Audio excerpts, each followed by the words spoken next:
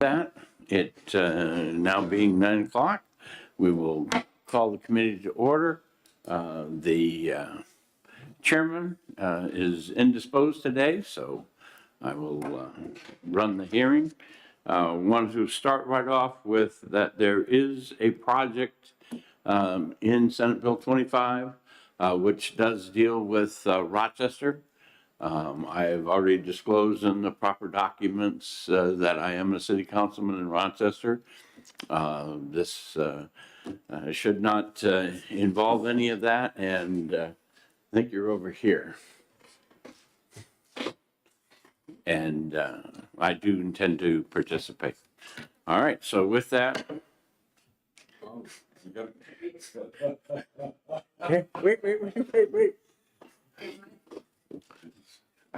I already got this one and my. Oh, yeah, a new gavel for capital budget? Well, you know, each one of these deserves their own devices. And so with that, the legislative budget assistant is up. Good morning. My name's Chris Shea, LBA. I'm here to walk you through the capital budget. I think everybody on the committee is familiar with the process. At the start of the process, I did drop off what people refer to as the catalog, a blue book. So everybody should have gotten this back in February timeframe. If anybody's missing it, just let me know and I'll get you another copy. Basically what this book is, it's a result of the governor's capital budget hearings that occur in June. So prior to June, the agencies put together a catalog of requests that they would like to present to the governor. The agencies then come before the governor with their requests, and from that, the governor works with the Department of Administrative Services Public Works and picks a number of those projects to do more detailed analysis on. And that's what you find in the blue book that I just showed you, which is called the Capital Improvement Book. The Capital Improvement Book gives you the price of the project and then a little narrative. But if you wanted more information, Public Works does have documents that support how they get to the conclusions that are in this document. From there, the governor presented his capital budget, which was introduced as House Bill 25. And the House Public Works and Highways Committee then worked on their version of the capital budget, which they passed and now is before you. On your desk in front of you, you have a document that is an Excel sheet type of document. We call it a comparison. You have two versions of that. One of them is the governor to House, and then there's a second version, which is meant for after I go through this, which is the House to Senate. So it's one that you can use to mark up as you're making decisions as you hear from the agencies. You also should have a copy of House Bill 25 as introduced and a copy of House Bill 25 as amended by the House in front of you. At this point, if there's no questions, I'm going to walk you through the comparison report and then House Bill 25 as amended by the House. And you're going to use the House passed one? So comparison report? Yep, the House passed comparison report. That way you can see what the governor had and what the House changed. And then House Bill 25 is amended by the House. I'll walk you through that. So basically sections 1 and 2 of House Bill 25 are what you find on this Excel sheet. And so I'll start with that. The Department of Administrative Services let me just fix this. Through the governor's capital budget, had 5 items that they had gotten into the capital budget. The House made no changes to those. The House did add 2 projects on line 8 and 9. The first was to add 2 chillers to 29 Hazen Drive. And the second was to add a parking lot repairs and paving statewide for $2 million. That was a scalable project that the department brought in. They had asked for up to $3 million. The House was able to give them $2 million for that. As you look at this sheet, if you see on row 12, that gives you a subtotal for all the projects that were requested under administrative services. And then row 13 tells you what portion of that is generally funded. The Department of Corrections, there were no changes to what was in the governor's capital budget. They have been provided money for their sewer line and grinder and their radio system upgrade. You may be aware that in House Bill 2, there's $10 million to look at a new prison. So they're looking at planning and siting a new prison. So I believe that's partly why you see a number of projects that aren't in here that are typically asked for corrections. The Department of Education, the one project they had was acquire the building at 25 Hall Street. The amount that the governor had recommended was 10.5 million. The House reduced that to 7 million, and that was based on conversations where there wasn't any documentation to really support the 10.5 million. I believe there's appraisals being done soon on what the value of the property is and what the potential pricing might be, but right now the 7 million seems to be more of a placeholder. The other thing that was important to the House was to add the Winnisquam Regional CTE, and that was $7.6 million that was added. There's a second CTE project that's contained in House Bill 2 for Sugar Hill CTE.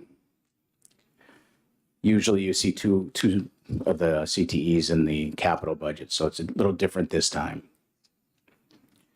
Energy Department had a request to improve upon its database for weatherization and its LIHEAP programs. This is a continuation of money that they've already received, so this is all federal money. So again, there was no changes there.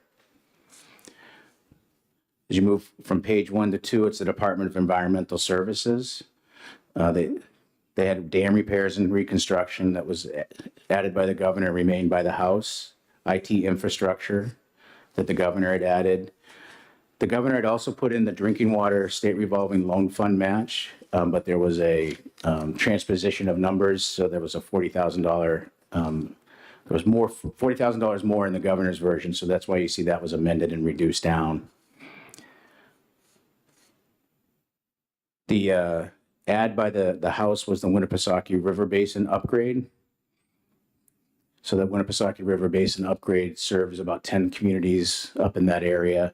Those communities have a board that meets with environmental services to discuss these types of projects as well as the needs of the Winnipesaukee River Basin. And it was the understanding of the committee that the communities were aware that this project may be going forward. Fish and Game had the roof replacement. They did come in and ask about changing a project title, which I'll get to on House Bill 25 as it relates to the hatcheries. Those of you that were on the capital budget last term, last cycle, you had added money for the hatchery over in the Seacoast area and $4.5 million approximately, which hasn't been spent yet. And they wanted to expand that to be statewide. And I'll talk about that when we get into House Bill 25.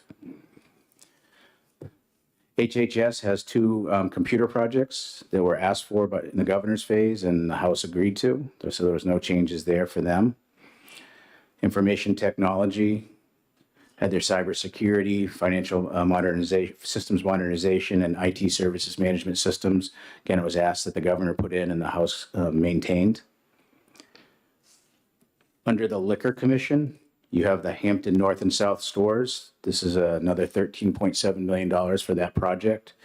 The House agreed with that appropriation as well. Line 56, the only change there was the title to the project. So originally, as it came from the governor, it was the title Headquarters Life Safety Improvements. The commission came in and asked to broaden that to include their parking lot renovations and the roof. So they've done some work there as it related to bringing their enforcement division over into that area. And as they've done work with the parking lot, there's more problems beneath the tar that they have to address that they didn't fully understand when they started the process 2 cycles ago. So they'd asked for some of this money to maybe be used towards that as they finish up the parking issues and then as they move into doing some work on the building. They also added computer software for the POS system of $1.5 million. The Lottery Commission project was deleted at the request of the Lottery Commission. Lottery Commission indicated this money was included in their operating budget, so they didn't need a capital project. Under the Military Affairs and Veteran Services, the department was granted money for its Nashua Readiness Center, Plymouth Readiness Center, and statewide building improvements. All those funds were asked for by the governor, and the House continued to keep those in there. The department did ask to take the Nashua Hazardous Material Remediation appropriation and split that, keep $250,000 for the Nashua Hazardous Material Remediation, and then add $150,000 for the Pembroke land purchase. The reasoning for that, the department indicated that they've done some work on that reservation, as they call it, and they have a good idea of what the hazardous issues are there and how to address that, so they didn't think they needed the full $400,000.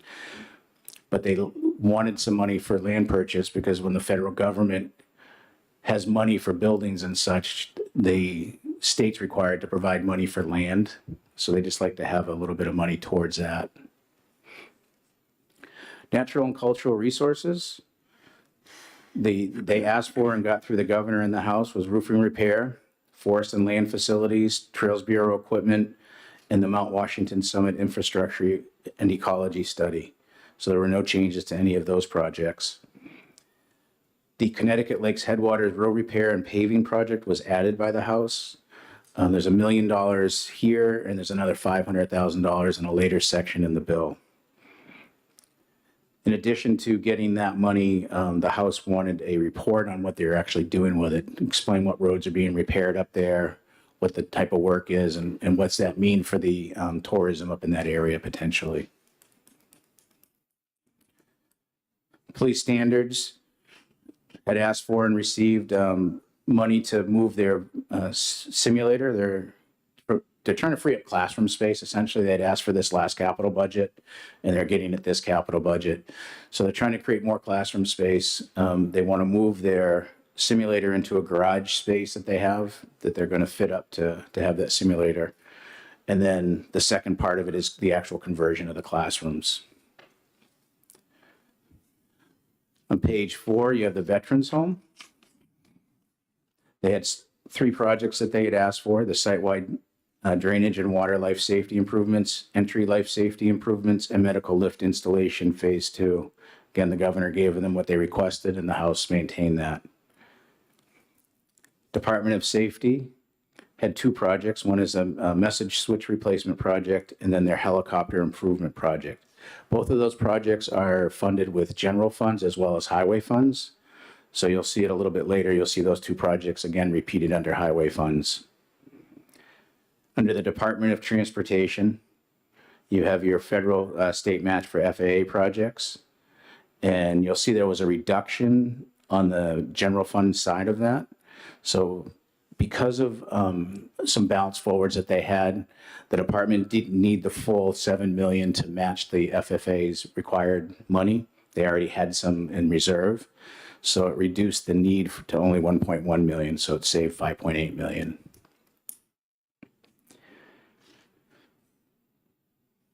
The House did add the Carroll and Stratford freight rail improvements and the Coos County freight rail improvements. That was a bill that had been introduced and was retained by the committee. This is something that you've typically seen in the House, House Bill 25. And again, it's a dollar for dollar match. So the entities that are receiving the money have to put up an equal dollar to use it. And they need to report back to the Capital Budget Overview Committee on the expenditures that are made. Going down to row 112 is the community college system, and you'll see there was 3 projects added for them. When the capital budget came to the House, there was no money in the capital budget for the community college. The community college identified the critical maintenance was a need. Again, this is gives them broad latitude of addressing different issues throughout their campuses. The IT infrastructure. And then they wanted to start a respiratory therapy program at the Nashua campus.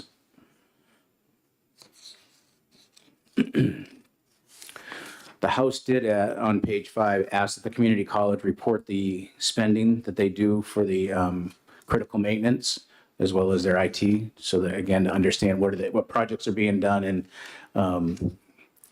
maybe as a way to get some credit to the state that they've funded the community college to do these projects. So you're going to see, starting on row 118, the totals for section 1 of the bill. So this is all your generally funded portions. You're going to see that the governor had $112 million in change of generally funded obligation. The House had $120 million. Other bonds, which would be like Liquor Commission or the Winnipesaukee River Basin, was 16.4. That went up to 24.6. And the federal money went from 99.8 to 105.7. Again, that's only section 1 of the bill. Starting on row 123 is section 2 of the bill. Section 2, again, is the highway funds. As I had indicated, the Department of Safety's switch replacement and helicopter improvement project are funded partially with some highway funds as well. The helicopter improvement project is also potentially going to have some turnpike funds used for it, but it's not included in the capital budget because the turnpike, under its statute, has different ways of bonding funds. So the department was made aware that they needed to address that in a different way. The Department of Transportation had 3 projects added. When it came to the House, there were no highway funded projects for the Department of Transportation. The House added the construction of salt and sand sheds to address underground fuel tank replacement and to address their crew quarters. The department, and I imagine they'll come forward with their book, will have a number of pictures of the crew quarters and some of the salt sheds that they have that need to be worked on. And you can see when you get to row 135, that's the end of section 2, and rows 136 is the amount of highway funds that would be bonded. Rows 139 through 144 give you the total for sections 1 and 2. So I would call this all your new bonding. But if you flip to page 6, you're going to see a reference to section 11 of the bill. It's the University System of New Hampshire. There's a $17 million appropriation that came from the 2019 capital budget. If you may recall, at that time, the legislature had agreed to provide the university system with $42 million over six years, or 3 capital budgets. The first budget was first year was for $10 million. The second capital budget was for $15 million. This is the last installment for $17 million. This goes against your bonding for the 24 and 25, so that's why it's showing on this sheet. And when you get to row 159, you'll see that the governor's general fund bond obligation was $129.8 million. The House is $137.3 million. So I just wanted to point that out to you so you can see that. You're going to hear from the treasurer when she comes in, when she does her debt affordability study, that she does uses an amount of $120 million. That doesn't mean you have to use $120 million, but that's how she does her debt affordability and figures the debt ratios. The House did ask the treasurer, going to 137, what impact would that have on your debt ratio? And it's negligible. It's a couple of points maybe. So that's the Excel sheet. If you're comfortable with that, I'll take you into House Bill 25 and just walk you through the other sections there. Questions, the committee members? Yeah, I Senator have, Waters? if this is the time to ask them. If it's not, he'll tell us. Yeah, on the first page line for the Corrections Department, we had provided some funding for the building trades building. I understand that they came in with a request for an additional funding. And is that going into the general fund budget? No. So the Department of Corrections had a number of requests, Yeah, but they had a number of requests during the governor's phase. Because there was money put in the House Bill 2, originally it was $40 million and then a $10 million for the study related to doing a new prison. They didn't get a lot of the projects. The corrections did come before House Public Works and had a few items that they said if the prison's not going to get off the ground right away, we may need to look at putting some money into. At that point, the Public Works didn't move on it because the House Finance hadn't finalized all its decisions on what it was doing with the corrections funding. I suspect you'll see when they come in, they'll have some items for you on their list. Thanks. I'll follow up on that later, but Yep. on that one. And then just on, if I may, Mr. Chairman, in the education department, so I understand that we have included the Winnisquam here, which is great, and that's just what they need. And then it's my understanding that the funding for the Newport's CTE is in-house bill too? Is Yes. that- Okay, Yep. thank you. Senator Delathunder. Thank you, Mr. Chairman. Chris, I'm just concerned about the highway flood board, About the what, sir? the highway flood board. Oh, the highway fund. Yeah. Gotcha. Yep. Now, where are we with regard to that? What's our position? How much is still out there, and are we still safe? So the highway fund at the end of the House phase had a surplus. Right. When the Department of Transportation came into Public Works and made the request for these projects, they indicated that their operating budget already contained the debt service they would need for the projects for the 24-25 biennium. Obviously, going into future years, their debt service will increase as a result of adding projects. Okay. But a lot of those details, won't they be in the treasurer's report to us? Probably not directly. I mean, some of this you would need to ask DOT in terms of their debt service lines and what they're carrying and what they anticipate to carry in out years, because it's an aggregate of all their projects that they have on the books. So I don't know what they are at the moment. Senator Delathunder. Yeah, but we're safe as we speak.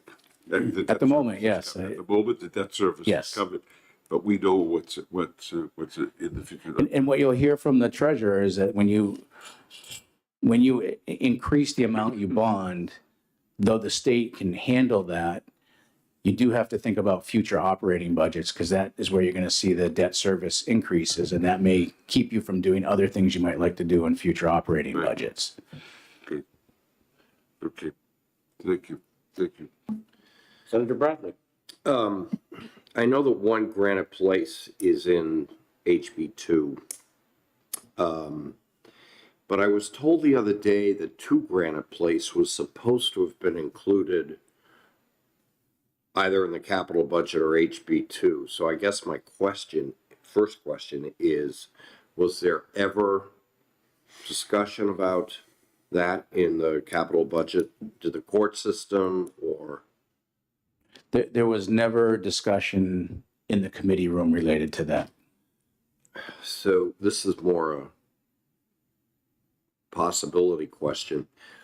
I mean, there's a pending sale of the Laconia property. Presumably it'll happen. Would it be possible to include Granite Place 2 in the capital budget, but make it only contingent upon realization of the dollars from the Laconia sale, so that it doesn't drive up the spend until we actually have the money? So you're asking that the proceeds from the Laconia sale would be used to pay down any bond for the 2 Granite Place. You could write legislation to do that. What I couldn't answer, and I don't know how I would answer this, is that if there's delays with the Laconia, what's the current arrangement with 2 Granite Place, and when do they have to purchase by? I know with 1 Granite Place, there was a placeholder that said by a certain date, you need to commit to purchasing, otherwise you're committed to a lease. I don't know if the 2 Granite Place has the same type of arrangement, or if it's an open-ended, and if that would be an issue. It would be, we need to have discussion with the judicial Okay, branch. so if you could maybe look into Yep. that, that'd be great. Thank you. And to the best of my knowledge, somebody forgot to put it into either HB2 or the capital budget. Okay, Senator Waters. I may ask another one, Mr. Chairman, thank you. So since the time of the passage of the House budget, there been any additional lapses? No. You mean from the projects? Yeah, None that we're aware of. We had gone through, the House and our office had gone through and talked to agencies about projects that would be going through this year and when they would anticipate that the completions. So we were made aware of everything that they thought would be completed by 6/30/2023, and that's what we had grabbed for repurposing. thank you. Thank you, Mr. Chairman. Additional questions? Back to you. Back to me. So if you take your House Bill 25 as amended by the House, and as I had indicated, sections 1 and 2 were essentially what we just went over on the spreadsheet. So that's pages 1 through 5.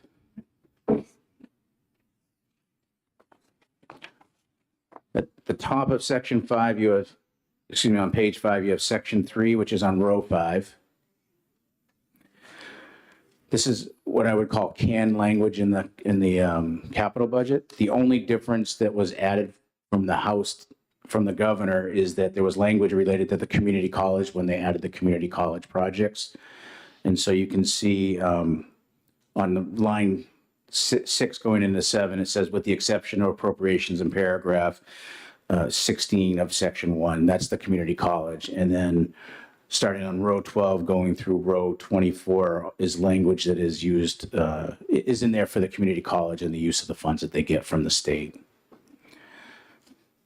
Row 25 is the land acquisition statement. Again, that's what, again, canned language that you typically find in all the House Bill 25s. Line 29 is the bonds authorized. So that's the place, if you make any changes to the projects and the funding, we would make changes to this section. You would change the total projects on line 31, and you would change the general fund, highway, or other funds if they were to change. So the bottom of page 5 is section 6. The top of page 6 is section 7. Again, those are more canned language that you typically find. Same with section 8, 9, and 10. So again, these are all pieces of language that go in the capital budget to make the capital budget project works. On row 30 is section 11, which is the university project. We discussed that. This is just a reminder in the capital budget that you've already appropriated the 17 million back in 2019. On row 34, section 12, this was a new section added at the request of the Department of Administrative Services. And what's going on here, it's going to be sections 12 through 14. So starting on the bottom of page 6 and the top of page 7. The Philbrook building sewer line replacement. So when that project started, Philbrook was being used as office space. Since that time, it's gone back to Health and Human Services and been used for as a facility to house individuals. And the Department of Health and Human Services typically manages those types of buildings. So the Department of Administrative Services had requested that transfer, and the Department of Health and Human Services agreed with that. So that's all that's going on with sections 12 through 14. Section 15, starting on line 15, was a request from Administrative Services to change a project, a roof replacement project, the Peasley Wing to the North Pavilion Wing. So the Peasley Wing, the department has indicated they don't anticipate they're going to do any work with that. That portion of the building is so decrepit that they think at some point it'll end up being raised, so there's no need to put more money into it. But they really needed some money for the North Pavilion Wing roof replacement. Row 21, which is projects, section 16, was a request of the Department of Military Affairs, and they just wanted to broaden the scope of the project in Manchester to be Readiness Center and Concord Anti-Terrorism Force. So it was limited to Manchester originally. Section 17 through 20, so it starts on line 27 on the bottom of page 7 and goes to the top of page 8. This has to do with the aviation hangar that the Department of safety is trying to renovate, construct, so that it can have its helicopter and its fixed wing craft in there. They thought it was going to be a total reconstruction, a construction, but it may be partly a renovation, so they asked to have the term renovation added to these projects. Project 21, sections 21 on line 6 was a request from the DOT. So you may remember on line 16, the Market Street Marine Terminal Project State Match / discretionary funds, discretionary grants. So that at the time, there was some thought there was going to be work done at the Market Street Marine Terminal, and the DOT had indicated that if that doesn't happen, maybe there's some discretionary money we could get to do work around that area as well. With the Infrastructure Act, there's opportunities for discretionary grants. So the department had asked to have this extended. In order to extend it, we just had to add through the bienniums 2024, 2025 on line 26. On line 28 is section 22. This is fish and game request. This is what I was talking about earlier with the Powder Mill Fish Hatchery. It was a $4.6 million project. They haven't spent that money yet, and they wanted to expand it to be for statewide construction and renovation. You may be aware that the Fish and Game Department was provided approximately $58 million to address its hatcheries. This was ARPA-related funding. And they're in the process of doing a statewide plan, and they wanted some flexibility with this funding as well. The House was okay with that. However, they did put a note in that said you need to address the environmental issues at Powder Mill before you spend this money anywhere else, because that was the original purpose of this funding. And that's the note that starts on line 35.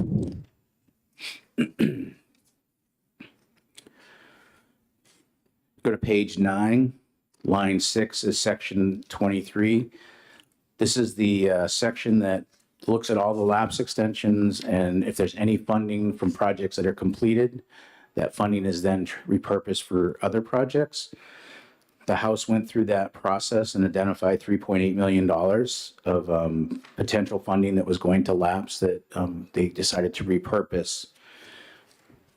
And if you go to page 11, you'll see the 6 projects that they use that $3.8 million to fund. So on line 4, you'll see there was $1.4 million to the Department of Health and Human Services for the Glencliff wastewater treatment improvements. That project is just around $1.8 million, but they were able to get approximately $400,000 from Department of Environmental Services towards this project. So this would be the remaining amount they would need to complete it. On row 7 is $500,000 for the Connecticut Lakes Headwaters road repairs and paving. So as you recall, there was $1 million in section 1. This is the other $500,000. On row 10 is $250,000 that was appropriated to the Department of Natural and Cultural Resources for state park parking lot repairs and repaving. Row 13 was $620,000 to the Department of Transportation to repair railroad bridges on state-owned active rail lines. Row 15 was $525,000 to the Department of Transportation to repair culverts on active state-owned rail lines. And then the last appropriation was $500,000 to the Department of Transportation for railroad ties and installation on active rail lines. Your last section of the bill is starts on line 27, which is section 24. That is all the lapses that are extended for agencies, and that goes to the end of the bill. And I lied, there's one more section, which is the effective date. Questions from committee? Seeing none. Well, I'll be around if there are any. All righty.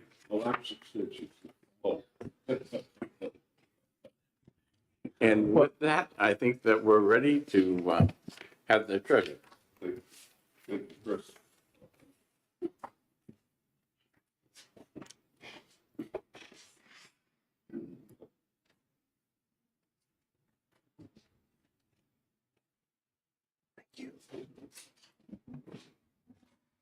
soon as he gets the handouts passed out, we'll be ready to go. Perfect.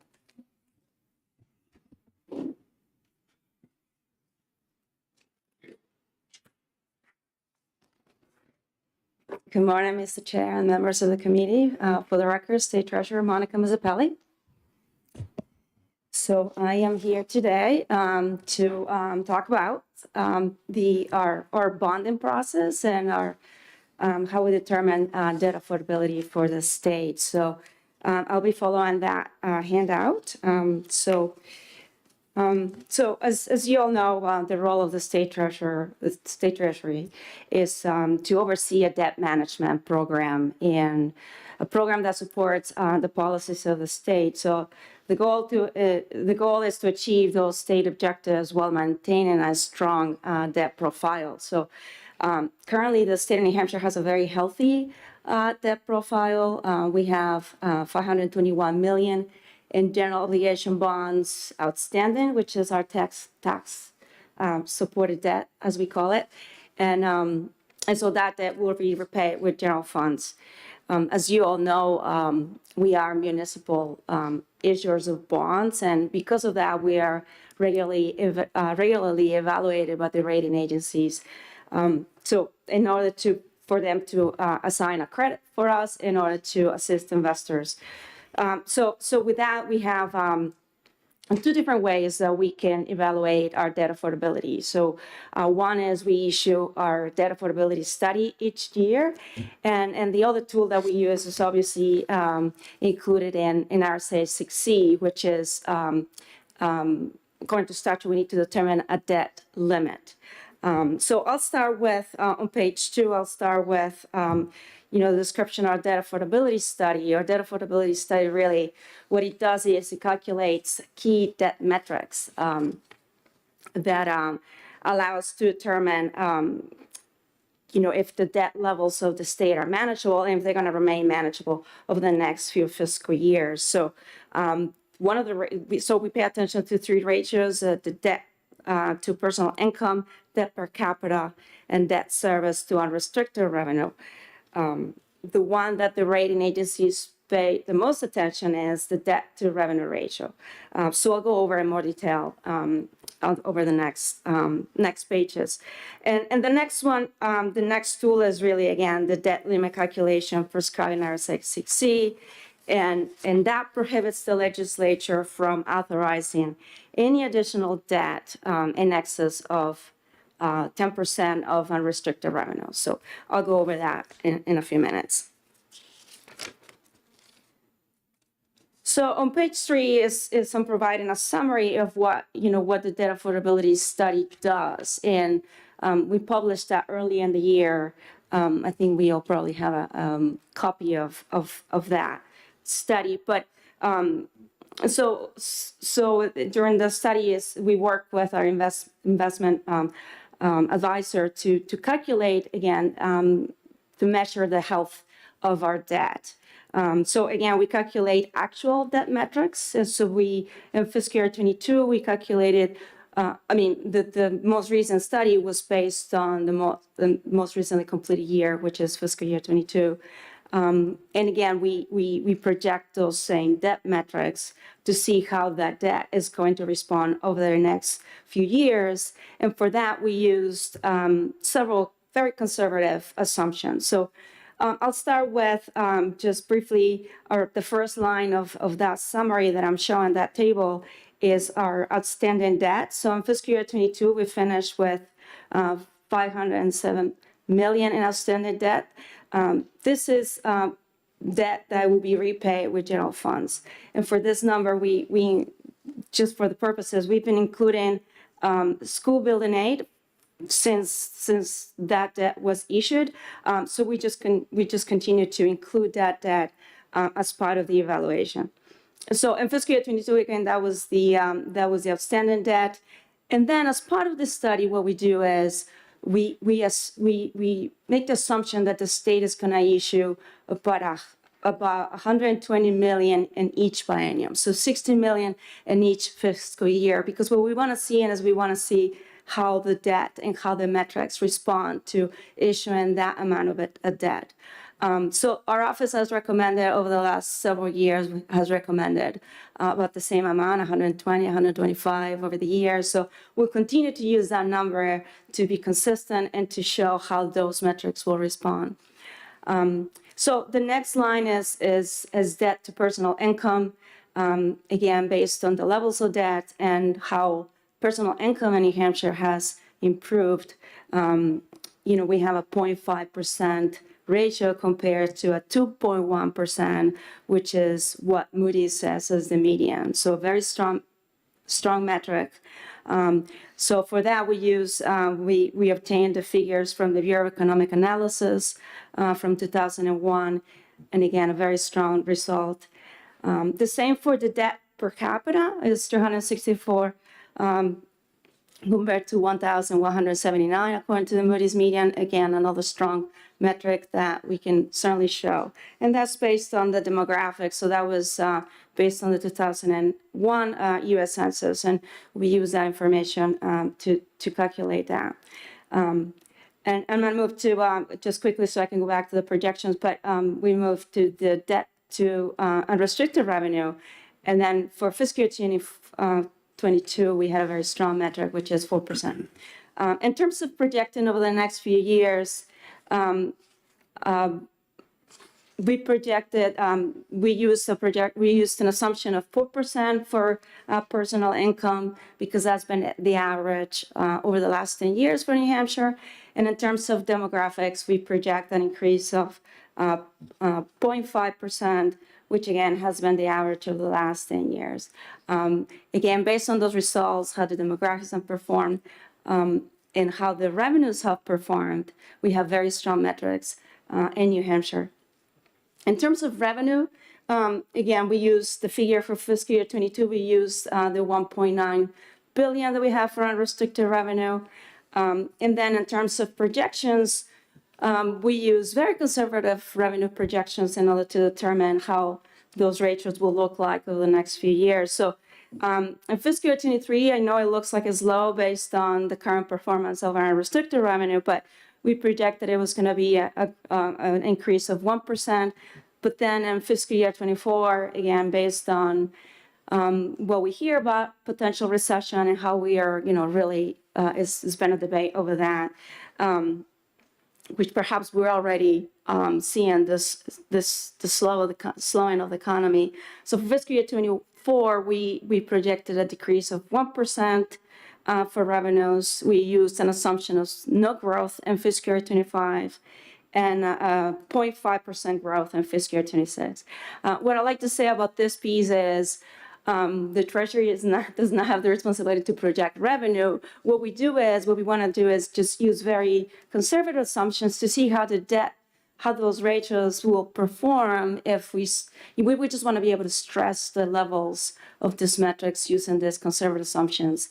If revenues don't perform the way they've been performing, at least we can see that maintaining these levels of debt will allow us to have very strong and healthy debt metrics. Again, so this is an area that, of course, the rating agencies review. This is something that we monitor. 10% is the warning level that we don't ever want to reach. So for as long as we're way below that 10%, and again, in this, currently we have a very, very strong position, and as again one of those points that New Hampshire is very strong, then it allows us to have it supports the rating that we currently have. So that's sort of in summary, the debt affordability study. Obviously in the study we provide and we calculate all the scenarios, how we have another scenario in there that includes, the possibility of having no revenue growth whatsoever. In those cases, there's still those ratios, and debt to revenue ratio responds really well to that scenario. The increase is only it's just a few basis points really. The same with the fact that we include all of the potential debt that the state guarantees to other organizations like the Business Finance Authority, Peace Development Authority. We include that debt as a possibility if the state were to assume that responsibility. But again, based on our current numbers, based on the revenue performance, the levels of debt, the state has, I can continue to say, a very healthy debt position. So I guess moving on to page 4, that's just the calculation that we provide in order to show our compliance with RSA 6. So this is a calculation that we provide to the legislative budget assistant. We certify the fact that the state does not, has gone over that limit.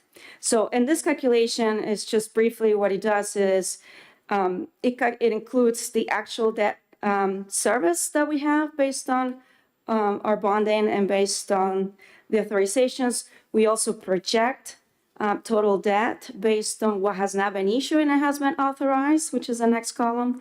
And then we also project a potential debt service for all of the state that has been guaranteed.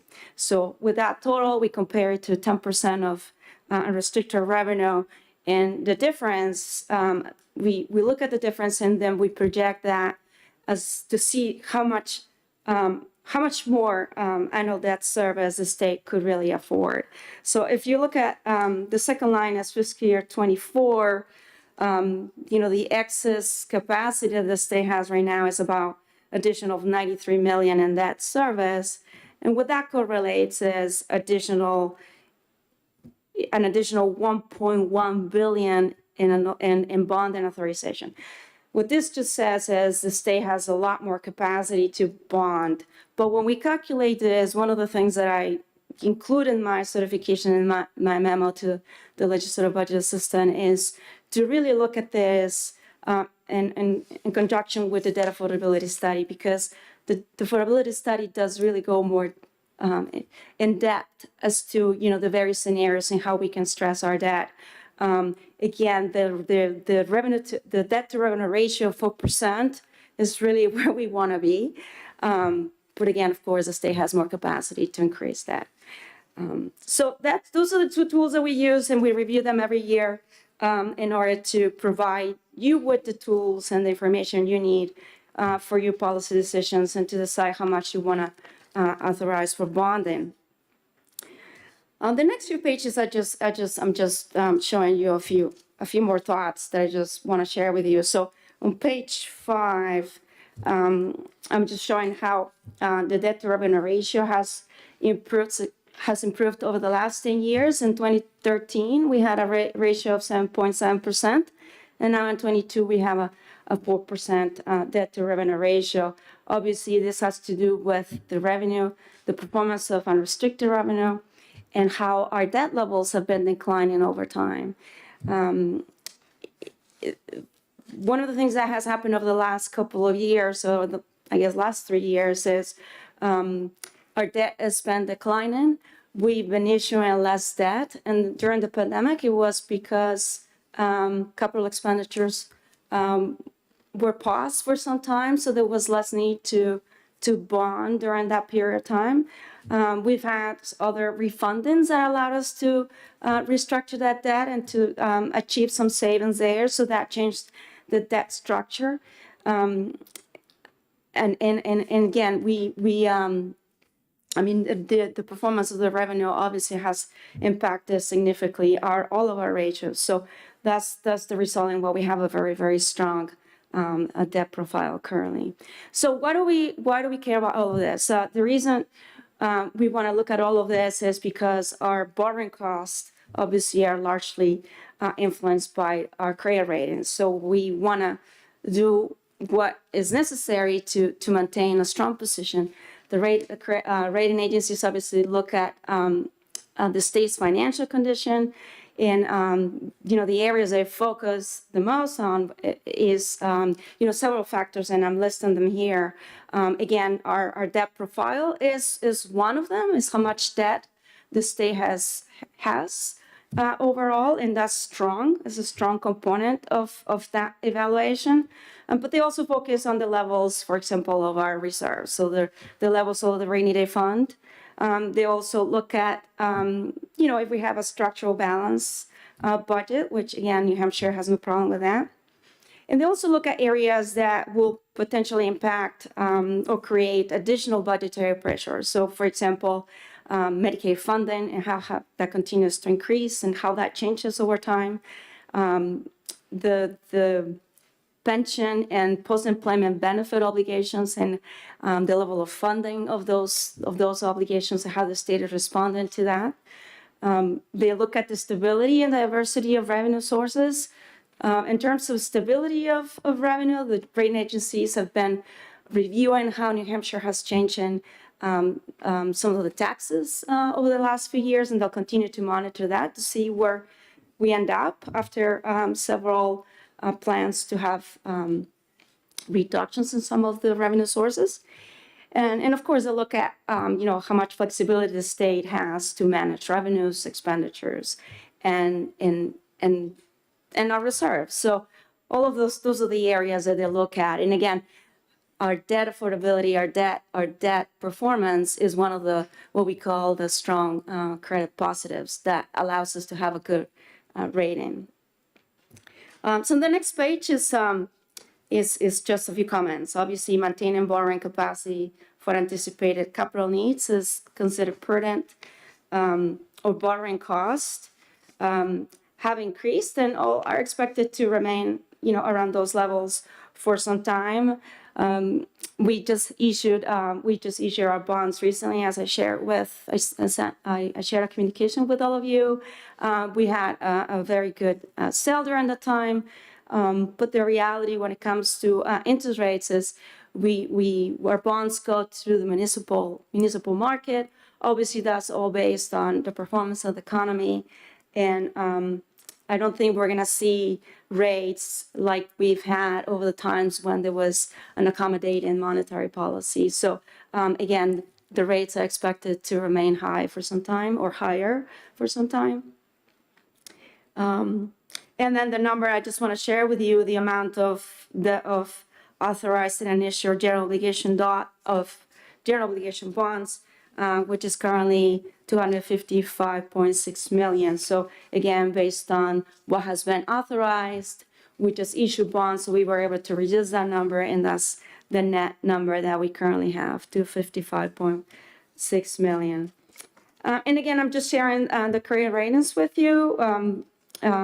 We have very good results recently based on our bonding and the review that we just went through. Several members of the several state officials and myself presented to the rating agencies, and we had really very good results during that evaluation. And again, I just want to highlight one of the rating agencies, Standard & Poor's, has us on a positive outlook, which again, it means that they're considering an upgrade for us in the future as long as we maintain the strong components of our economy. So that's really what I had for you today. I'd be happy to answer any questions you may have. Questions?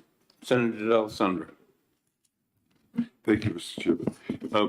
In looking at the prospectus that you sent out when you issued the bullets, the number of actions that are taken against the state are listed. These are the court actions. Now, what effect could they have on our bond rating? Because we have a number of suits that are pending at this point in time that from my perception could have a dramatic effect on our ability to market these bonds. How are you handling that situation as we speak? Thank you for the question, Senator. I mean, obviously, all of those points, what they mean is we want to disclose those potential. It really comes to a potential liability for the state. So during those disclosures, we identify, lawsuits and different areas that state is at risk of having to have to meet a particular obligation. So by disclosing that information and discussing the level of impact, I mean, we work with the Department of Justice to try to determine that, and if it becomes a point where it is a large liability for the state will have to demonstrate how we will be able to pay that liability, you know, a plan for that, you know, for that particular situation. So again, that's just, you know, we're just trying to be transparent, and it's required that we are transparent. So that's why all of those different lawsuits and settlements and cases are disclosed. Sure. Further question? And how, Continue. excuse me? Continue. Oh, thank you. And how did the bond council react to the 100 million we took from the rainy day fund? So we've had conversations with the rating agencies about that. The comment related to that is, it is good that the state was proactive. They completely understood that the state had this need to fund and to set some money aside for that particular purpose. So that by itself is not a problem. What they would love to see is that the state has this commitment to add and to replenish our reserves. So that's an area that will be monitored over time.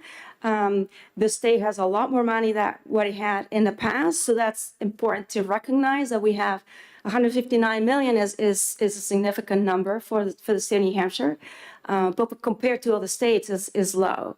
Our neighbor to the south was just upgraded. Massachusetts was upgraded to AA plus, and the example I can give in Massachusetts added more funds to the rainy day fund starting in 21, 22. They're projected to add more in 23, and so by showing that commitment, they were aware at an upgrade. So it is important to, especially in the times where we are hearing the word recession, and the state of New Hampshire needs to demonstrate that it's capable to respond during good times and during times that are not so good for the state, in order to maintain that stability and to be attractive to investors. This last question. Certainly. All right.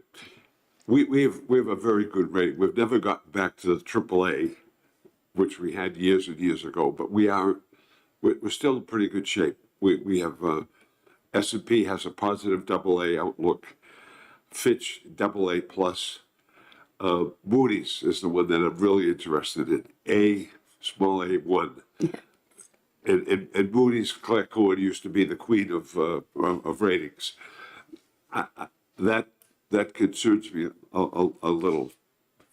Well, it is really the equivalent of the AA plus. It's just the way they Okay.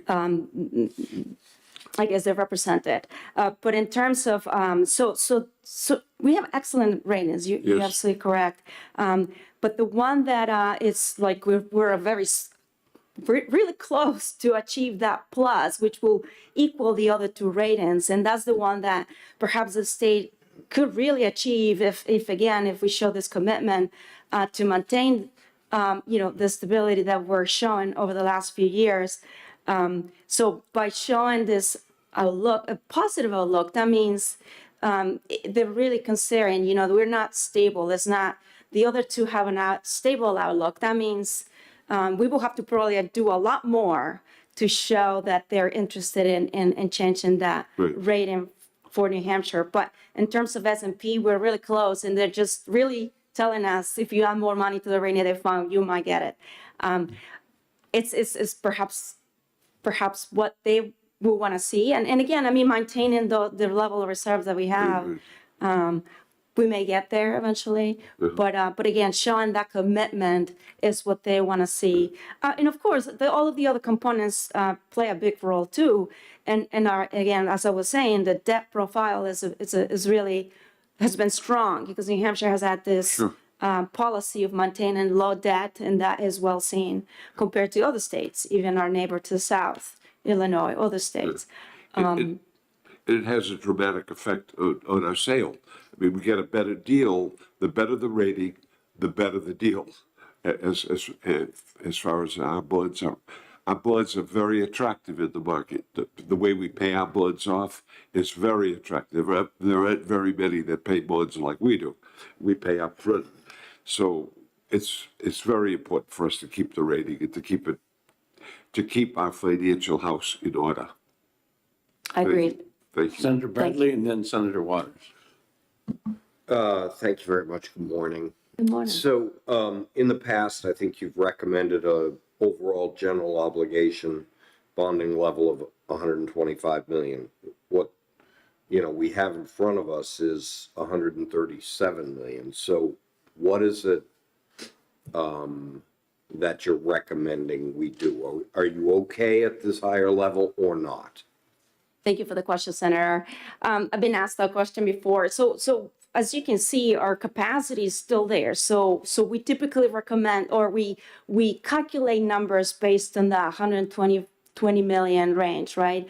And so by adding, I know there was an additional authorization that came from a previous biennium for the university system that was included in here.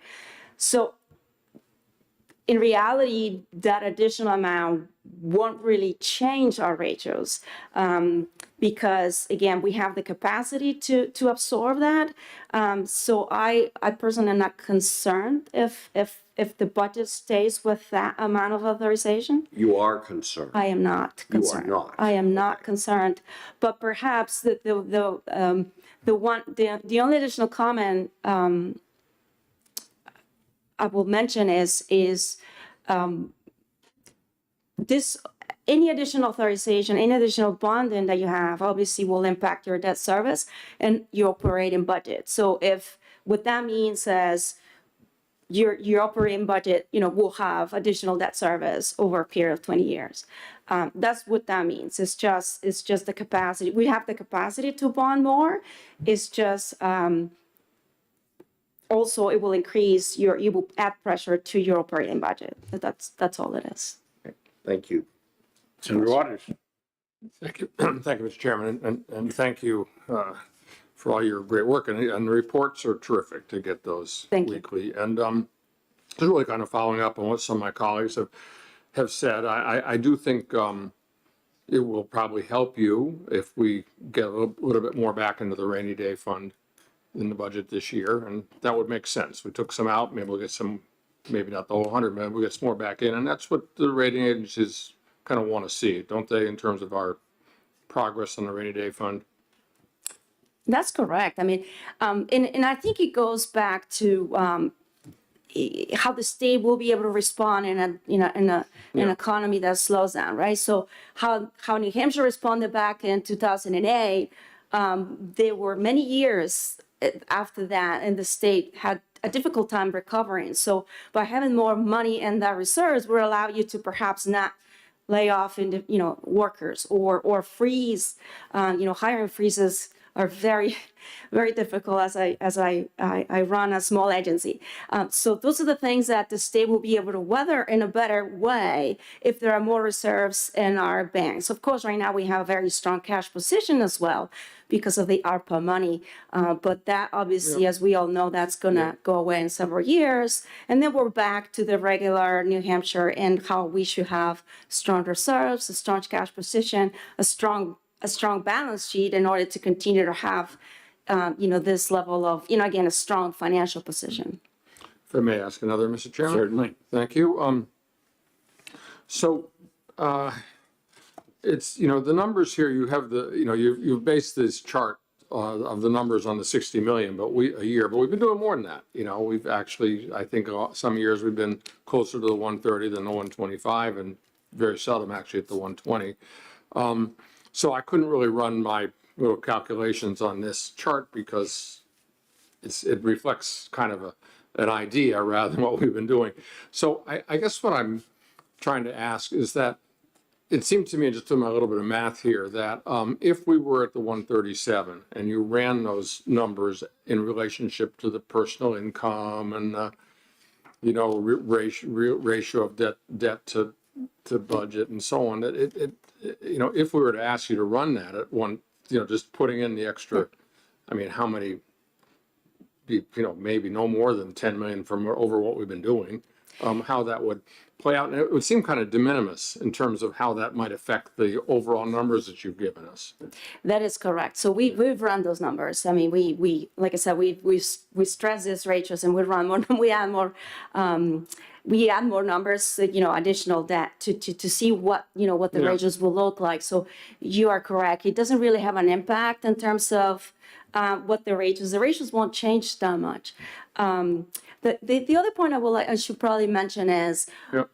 these are estimates, right? So we just estimate that we're going to issue about 60 million each year. Yeah. That doesn't happen exactly that, because especially now there's some projects that have been delayed because of over the last few years have had difficulty with supply chain and several workers and several things that have impacted the construction of this project. So we bond based on spending because we try to really get a better idea. We can't, because of our arbitrage rules, we can't just bond and receive the bond proceeds and keep them for some time if we're not going to use them for the purpose, right? So we try to bond based on actual spending Right. and projections of spending.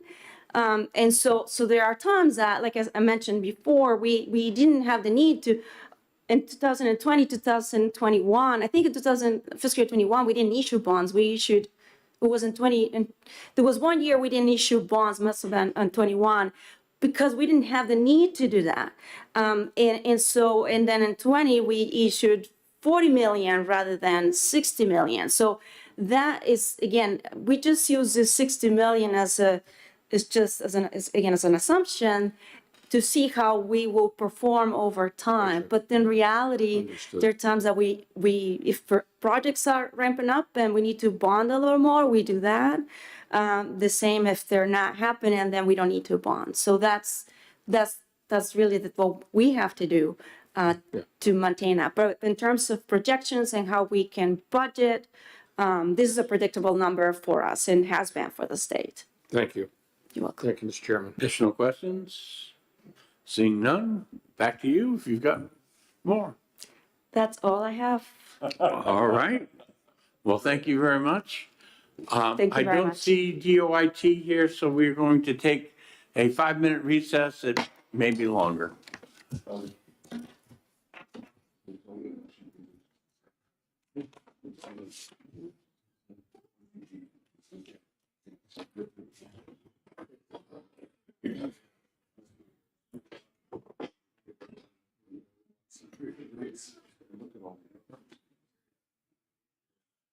Sounds great. He's ready. Okay.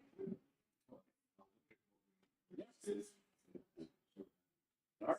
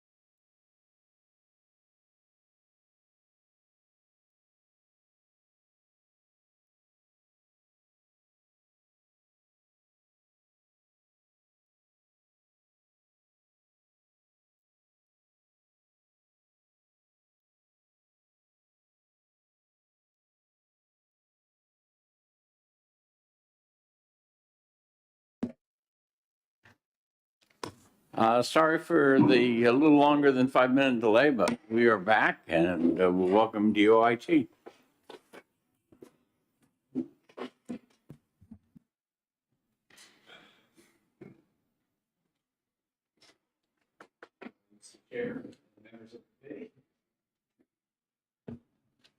Good morning, Mr. Chair and members of the committee. My name is Dennis Goulet. I'm the Commissioner for the Department of Information Technology, and with me is Deputy Commissioner Ken Dunn.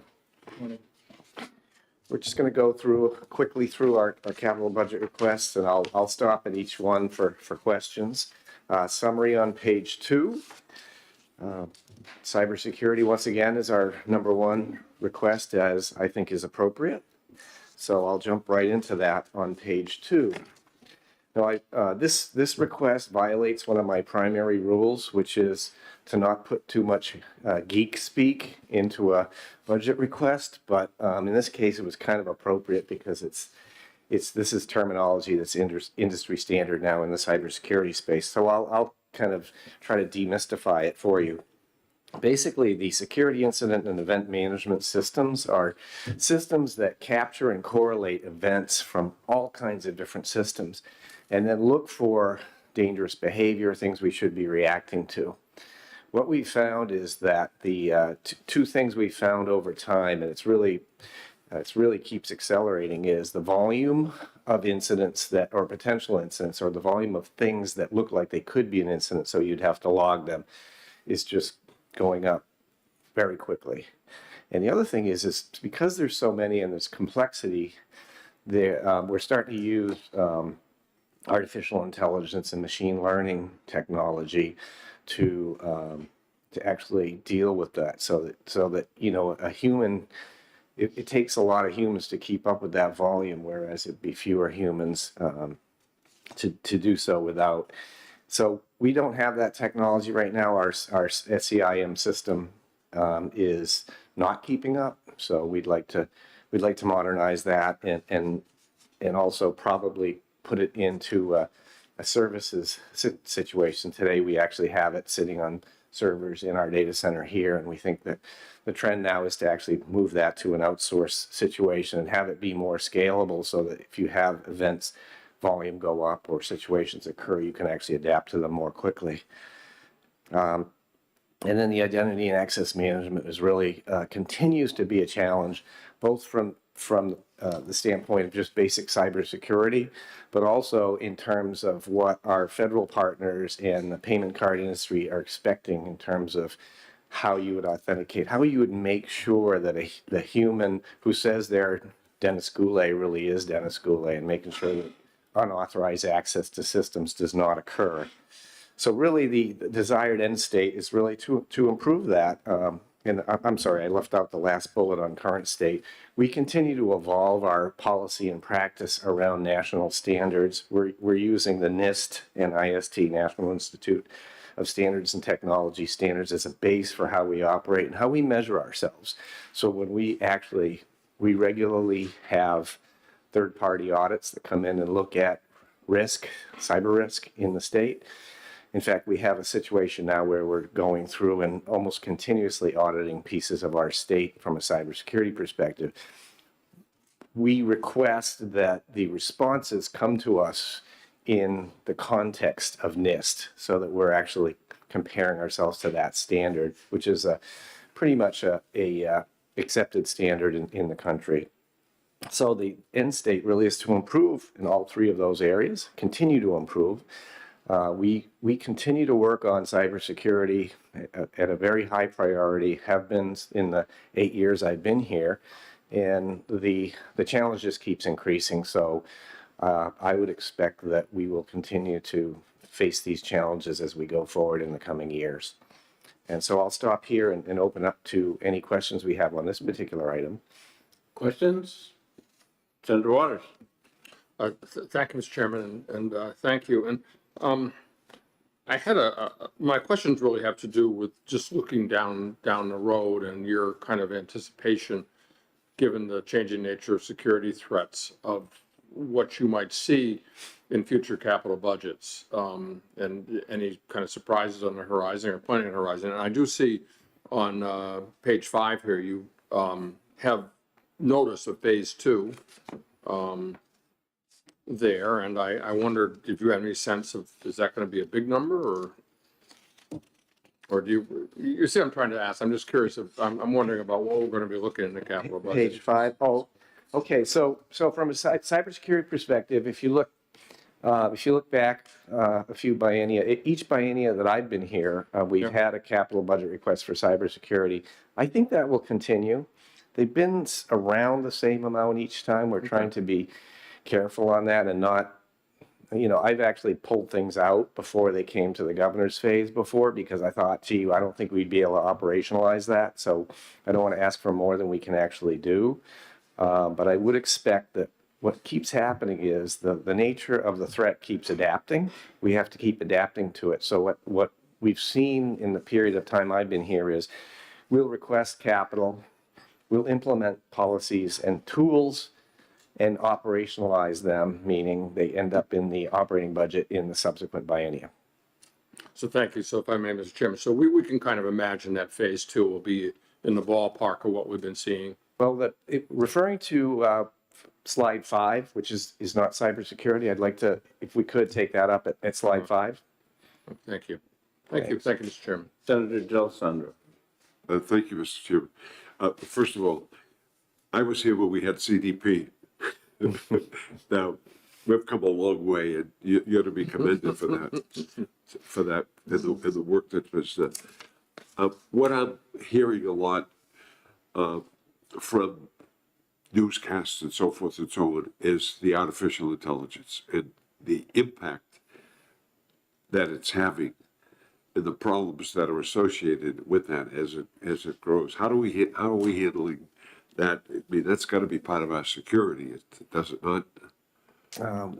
It's interesting question. There's kind of the two parts to AI. One is we see that it can potentially help us a lot with some of our more manual tasks that we do regularly. In fact, we're looking to pilot it a bit for, helping out, particularly in areas where we're having trouble staffing in agencies, if there's certain types of repetitive tasks that it's really good to particularly the robotic process automation, RPA, they call it. And so that's the kind of, I'd call it the good side, although, you could say, well, it's not all good because it displaces jobs as well. So I think as a society, we'll have, we're going to see a lot of challenges as we go through the next decade or so as it relates to robotic process automation and AI as a whole. I think I might have heard that same article on public radio this morning. And so from an AI perspective, in terms of its misuse or manipulation or disinformation that is created by AI, I think society's just beginning to grapple with that challenge. In fact, we have the eRepublic publication entity is hosting with New State of New Hampshire are hosting a digital government summit in Manchester in June at the DoubleTree, and I'm hosting a panel that will be tackling that. We're bringing in people who are thought leaders on AI to talk about that and see what potential actions we might be. Think about what potential actions we might be recommending as we go forward. But I think, from my perspective, this is a great example of technology getting ahead of policy, way ahead, because it's moving so fast. Obviously, there's a danger there that we have to face.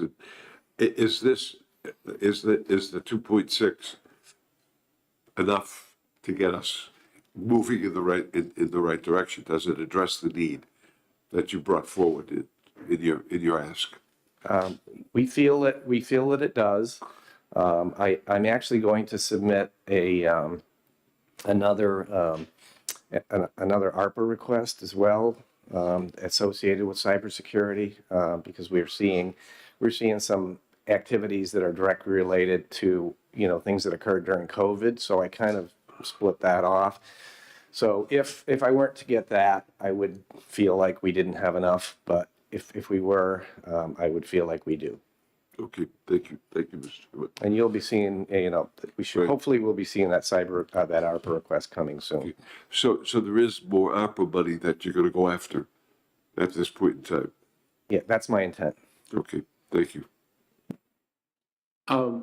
Maybe not a complete answer for now, but one of my concerns is as we move to enterprise solutions and we add modules to various systems that we've bought, that the pricing structure from those companies are not to our advantage at some point, and that we need to look at total cost of ownership of the program and how that relates to sole source contracts for these add-ons and stuff. I just wanted to get you to comment on that, especially, with the financial system modernization. Are we looking towards that total cost of ownership? Yes, well, it's a really important point, Mr. Chair.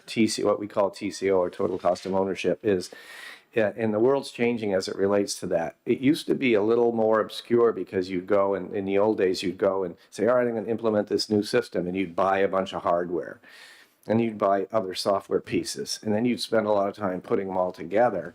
And a lot of that would be, in the private sector, or even in the public sector, would be a legitimate capital expense. And so then you'd take that, and in the private sector, you depreciate that over whatever you thought the useful life of the system is, and that's part of the TCO. But what you would be doing is spending a lot of time and effort getting it all working. And also, you'd see that a lot of it was driven by that one-time cost and then depreciating that one-time cost versus an operating expense model. Now with systems, what we're seeing is for the most part, we're not buying hardware. We're not buying software. We're licensing subscription software. So it becomes much more a baseline operating expense model from moment one. So all organizations in the world really are transitioning from that, what used to be almost a CapEx model to an operating expense model. So that transition makes it look more expensive from an operating expense almost immediately, right? So that transition from, every once in a while I'll spend $10 million to do something and then depreciate that $10 million over time versus and in the case of DOIT, for example, that depreciation wasn't showing in my operating budget. So in the private sector, that depreciation would show in your operating budget, and it would be a little more transparent in that respect. So I think that overall costs are going up, but not so much driven by TCO, but driven by the cost of all the inputs. And the number one input in anything is labor, and labor cost in technology, especially for the newer technologies that are in demand, and for cybersecurity, has just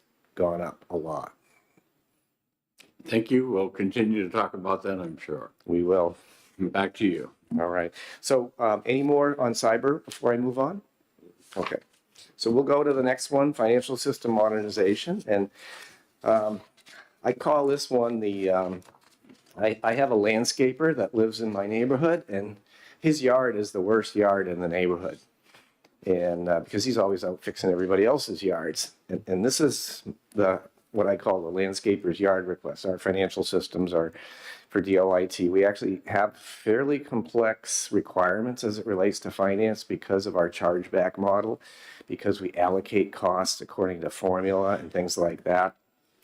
And we really haven't spent time modernizing that in well over a decade, really a decade and a half. So needs some work. So the overall plan really would be to look at what's out there and find ways to modernize, improve, but also make it supportable. Because as we mentioned here, the folks that were supporting the existing systems mostly have retired. And so we're in that mode now of kind of, holding it together. So I think this is a legitimate and reasonable investment. And also, one point I want to make here is that we want to be really sure or careful that we're not duplicating efforts from our ERP system. So in the end, the work that we do in our financial systems end up in New Hampshire First. And so we want to be careful as we're looking at tools, as we're looking at new business processes that are hopefully are more efficient and effective, that we're also leveraging the capabilities inside New Hampshire First and not duplicating those efforts. Did you want to add anything, Ken, to that? Because you've been very involved in this in detail. Yeah, one thing we did do is we've already done an RFI on this and got a number of responses from companies. We then brought 3 of those in for discussions, and this was about a year ago, in anticipation of trying to put this capital project together. So that's where we also came up with that number based on the replacement of everything from our cost allocation system, which is basically obsolete. It's not even supported anymore. The reporting functions that we do are all in legacy access databases. And as Dennis mentioned, we don't have, the people who supported those are gone. So every time we come into a new budget cycle, we've been struggling with basically band-aiding it together as best we can. So these dollars represent really the conversion of those systems based on some work we've already done with reviewing several vendors and their solutions. Questions on that? I don't see any. All right, thank you. So now we'll move to IT service management. Now, it's IT service management is near and dear to me, and I know a lot about it, but Ken knows a lot more because he spent pretty much his entire career in that space. So I'm going to let Ken talk about this one. So this is another area where we are now on year 14 or 15 of an existing solution, which essentially does incident management only, meaning when somebody has a problem, they call the help desk or they can log their request in or their incident in, and then we utilize that system to prioritize the workload, work with the user to handle their issue. What we're not doing is probably the other 90% that comes under this umbrella of IT service management. There are quite a few tools out there that, as Dennis mentioned, I think we both used in the private sector for years. We actually started this project, or again, did a lot of due diligence on this project before COVID. We had basically down selected a vendor, had some prototypes that we were going to run, and then COVID hit. So we put this aside. Wasn't the appropriate time to do this. We're looking to resurrect that now. And what these types of solutions bring to us is a number of things that we're either doing manually or we're not doing at all today. And I'll give you some examples of that. So, these systems would house everything from our service catalog, which would be, here are all the types of things that DOIT can deliver to you. It's anything from a phone to application development to standing up a server. It's all those types of things. And you'll see that that's very typical. Even most of the states now have this system in place. Asset management is huge. These systems allow for tracking the full life cycle of your hardware and software assets. So from the time we order it, deliver it, it gets delivered, it gets installed for user X, it gets changed and moves to user Y. Every configuration change we made to make to this is housed in the configuration management system database. Software, the same thing. We know exactly at any point in time what software is on the device. That allows us to track if we've got deficiencies on some of the software, as well as know if we've got our licensing in place. Right? And in many times in the systems we've used, we found that we were over licensed on some things as well. So that's one of those benefits that these things bring, these tools bring as well. These also offer a variety of ways that our user community can go and request work. These usually have self-service portals, allows an end user to go in, basically through chatbots or whatever, go in and say, here's my problem. Okay, have you tried this, et cetera. Or when they order something, if it's something that's a commodity, especially if there's no cost associated, we can automatically then, with approval, they automatically implement it for them, install a piece of software, et cetera. So we're taking the hands out of some of this work as well. So it's something that we've been looking at for some time, and I think we're ready to do this. This is just a phase one, and this, to your question earlier. These systems, again, are very expensive in terms of the implementation. You got to look through all your business processes, change your business processes, and even each of these modules take quite a long time to put in. So what we're asking for here is phase one. We want to continue to do some due diligence, down select, and run a proof of concept on a couple of these components. And then based on that, we would come back in FY 26, 27 with a phase two to implement. And I think the question was, how much would phase two be, and do we know? I don't know the answer to that. My data is now 3 years old, based on what we had worked with a vendor. I would, and the good thing is these systems used to be, it's all inclusive. Now you can buy module by module, which makes it a little bit, one, you're not sinking a large number of dollars in on day one for modules you may not implement for 2, 3, 4 years. So I don't have a good answer, but I would say if we had to ballpark it, it's probably going to be in the $5 to $6 million category. Page 5. Questions on that? All right, we covered it. Back I to you. wasn't planning on covering in any detail the lapse extension stuff, but we did put it there for your information, but happy to answer any questions that you may have on that. We're really trying to, for the most part, we've been operationalizing our capital budget requests. So there's a couple there that's, we did get slowed down on, particularly the digital government one during COVID. We got slowed down quite a bit because we were working on public health and unemployment stuff versus the, getting all the agency websites moving over. But we are in full scale movement of both websites over to the new environment, as well as enhancing digital government in a number of other ways. So I fully expect that will be used, and the remaining digital government will be used and well used. Senator Waters. Yes, thank you, Mr. Chairman. And on that one, on the digital government transformation, so, this has been working on this for a while. So do you think that you will finish up?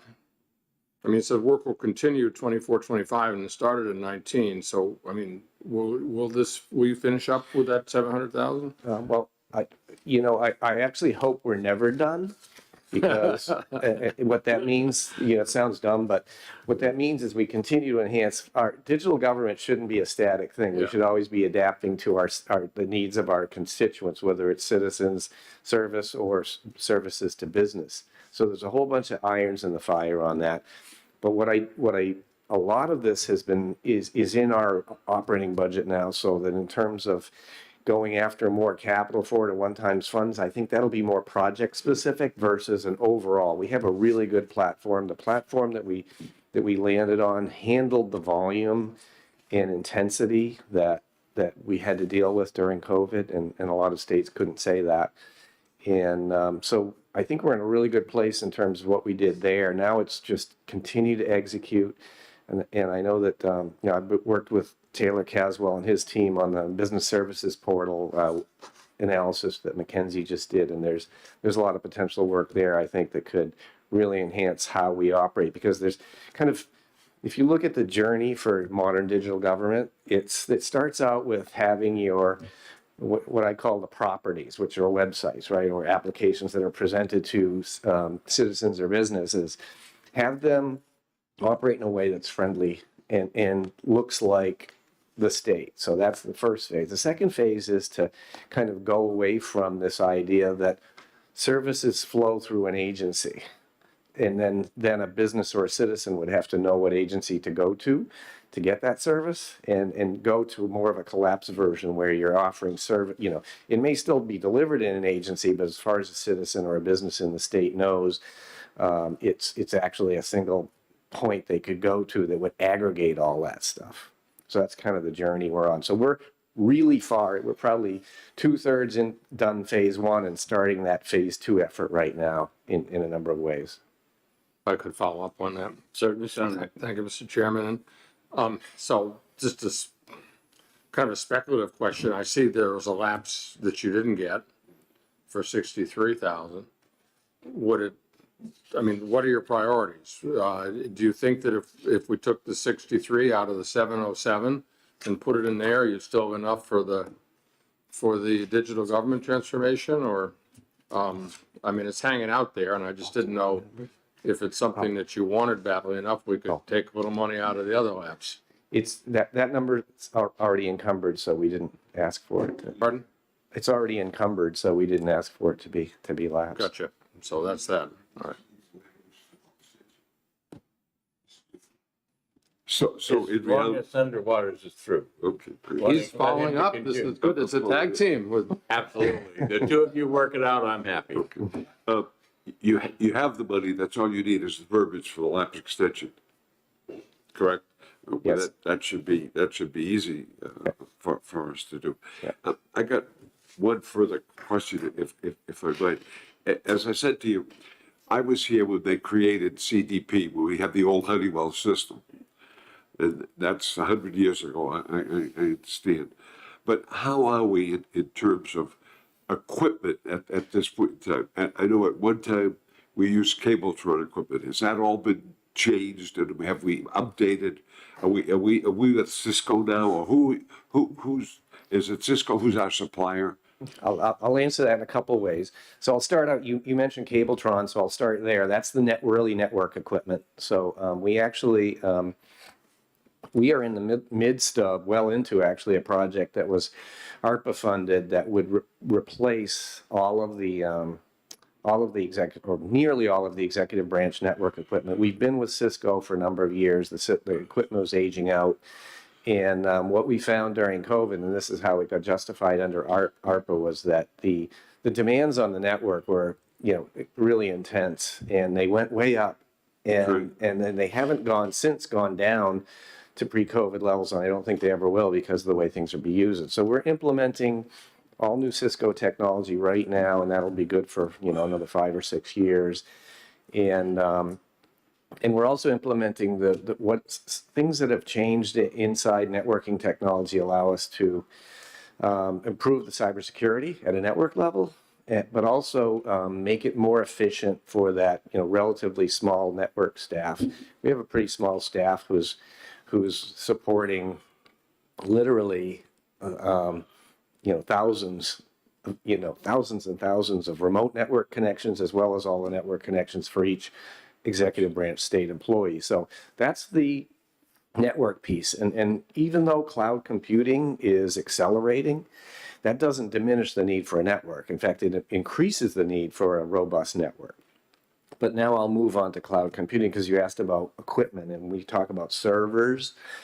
We're buying fewer and fewer servers all the time. When we go out and procure and so the room that we need in our data center is diminishing. We go procure a new system now, we don't tell the folks who would propose a solution, you have to be cloud or you have to be on-prem. We say, we're really looking for what is the best solution. But in a very large percentage of all cases, it ends up being a cloud solution, in which case we're not buying hardware. We're not buying stuff. We're buying a service, and somebody else is required to worry about that hardware, which is helpful.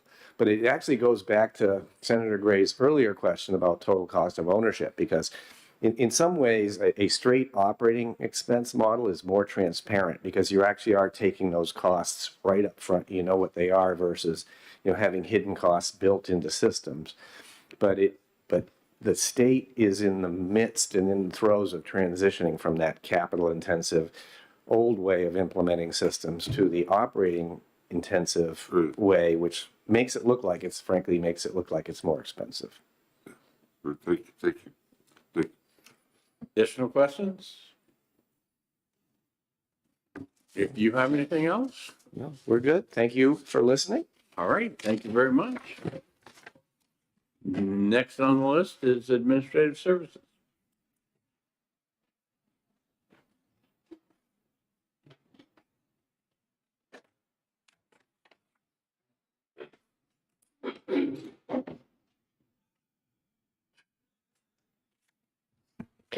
Hi, I'm Charlie Arlinghouse. I'm the Commissioner of Administrative Services. Normally you get to listen to Karen Rentamaki, our Director of Plant and Property, and I just sit here randomly. It's not actually a handout, I'm good. But it's school vacation week, and she's with her kids, and I said, don't worry about it, I got this. So hopefully I won't have to tell her Monday that I didn't have it and we have cleanup to do, because I said a lot of stupid things. So I'm going to try not to say stupid things. You have to reach, Good Charles. You'll remind me if I say anything stupid. I'm just we could do 106 projects if you had the money. The state infrastructure is well worn and loved, let's just say. And so what you have in front of you is what managed to make it through the process to this point. I can talk about any of the individual projects if you need me to. I think most of them are fairly straightforward. There's generators for the courthouses. This will actually get us to the point where all the courthouses have an emergency generator. The largest item is the Rochester Courthouse, which is the #1 priority of the judicial branch. And their court accreditation committee, which analyzes their needs. I think there are some on the committee itself who may know more about that project than I do. Although I'm happy to talk about it. The general services projects that made the cut this year were critical repairs to the Emergency Operations Center, which includes water tank replacements, fuel tank repairs, emergency power connections to the generator. That's an emergency facility, so that's why those are so critical. The heating zone expansion at Thayer, which is the building sort of in the middle of the SOPS campus, the old hospital campus, which are also critical. There's money for statewide paving. And what we'll do is, based on the appropriation, identify the most pressing needs. That will include courthouses, though, and probably a lot of work on the Pleasant Street campus, which has some very serious asphalt issues. And then 2 chillers for Hazen Drive, rather than a multi-million-dollar project, which wouldn't have been funded, frankly, to get new chillers, we're going to rebuild them. And so it's 2 chillers, we're going to rebuild them. I think one of them is about to fail and the other will fail within the next year. And we think that's going to cost about $300,000. And then the statewide emergency fund is something that we do every year. We have a lot of emergencies because of the condition the buildings are in. And our property insurance has a very, very large deductible. And frankly, most of the things that fail they're infrequently covered by our insurance policy. Those are the big things that are on the list, although I'm happy to talk about anything in particular. If you decide you want to spend more money, I have 6 different ideas for you, but I don't think that you...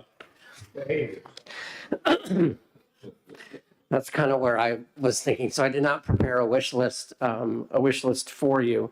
The only other thing I want to mention to you is that under the Department of Education section, there includes acquire a building on Hall Street. And so presuming that goes forward, it's actually something we would do, is acquire buildings. Administrative Services is who acquires buildings on behalf of the state.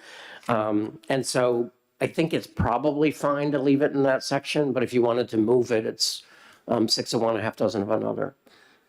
But with that, what I'd rather do is answer any questions that you have about any of the projects in particular. Sandra Bradley, you had a question before, I think is appropriate this time. Yes. Apparently, Granite Street 2. Granite Place, where DOJ is Place moving. 2.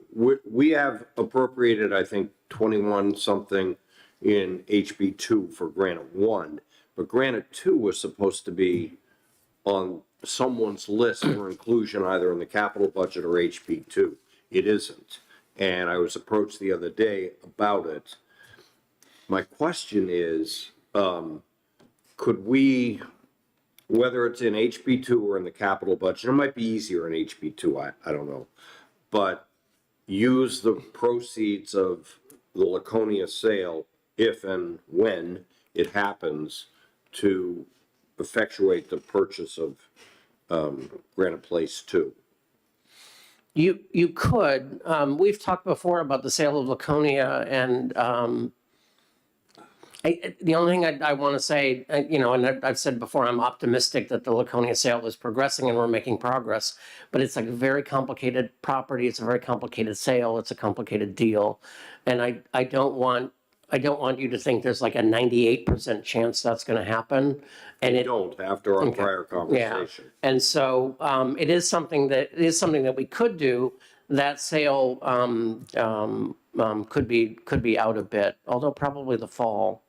And then the question you'd want to ask yourself is, could we get a better deal for Granite Place if we bought the two buildings together? Although I doubt I think since each lease agreement has a purchase price in it, I'm not sure that that's true. So yes, short answer, yes. And I get the synergy of buying everything together all at once, but it does push up the spend where we're already, I think, much higher than we should be in HB 2 and 1. Well, I don't disagree. Senator Delasola. Thank you, Mr. Chairman. Charlie, education is purchasing a building. What about the building that they're vacating? How far along are we in completing the transition in that building, and what will we use all of that space for once that's done? It's a good question. I want to add a caveat. Education is not purchasing a building, the state is. And the state, and we would reserve the right to assign that space however it's needed, because it's what I like to tell agencies that it's not your space, it's the state space. Good. And you have to accept neighbors if we decide them. Good correction. Thank you. So Londrigan Hall, which is where they were and is vacated for asbestos work. Some of the asbestos work has been done.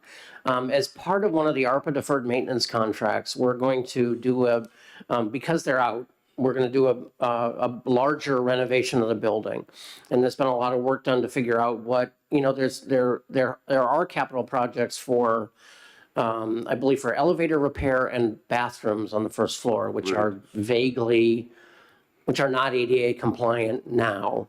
When they were remodeled, it was to what was an appropriate standard at that time, but they're not still. And so that money's there, and as a synergy, we would just do the whole building. The obstacle to renovating state buildings is money and people. People are, in the way, right? You can't renovate a building around people. It's actually very hard. We're going to try to do it with the annex, and it's a nightmare. So because it's empty, we're going to do that. So that will probably take maybe 18 months. We're not at the stage to be out to bid, but it probably about that long. When that happens, depending on what happens, obviously, right? So let's just say, for the sake of argument, we buy Hall Street, education is in Hall Street, everybody who was in Londrigan and a few more fit there. What we would do, what I want to do, I should say, is I want to develop a plan where we take the worst state buildings, the ones most in need, and one by one move them. Move the people in them into the space that is then renovated. And so what we would do is probably take people in, the next two worst buildings are probably Johnson Hall and the main building on the hospital campus. And most of the worst buildings are on the hospital campus. And so we would try to move some of those people those agencies into that building and then bit by bit. Right. But we would probably want to identify people for whom Londrigan made sense as a more permanent home, because I don't want to move people 2 or 3 times. Sure, I understand. Just one last one.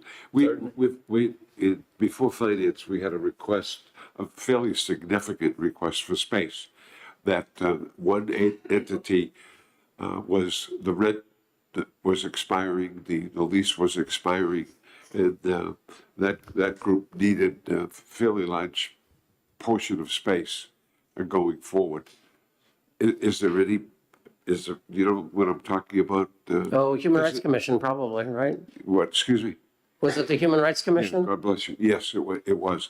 And I think she asked for, Mr. Chairman, didn't she ask for like 10,000 square feet of space, something like that? It's in my notes and not in my, Right, sure. But it was a substantial ask.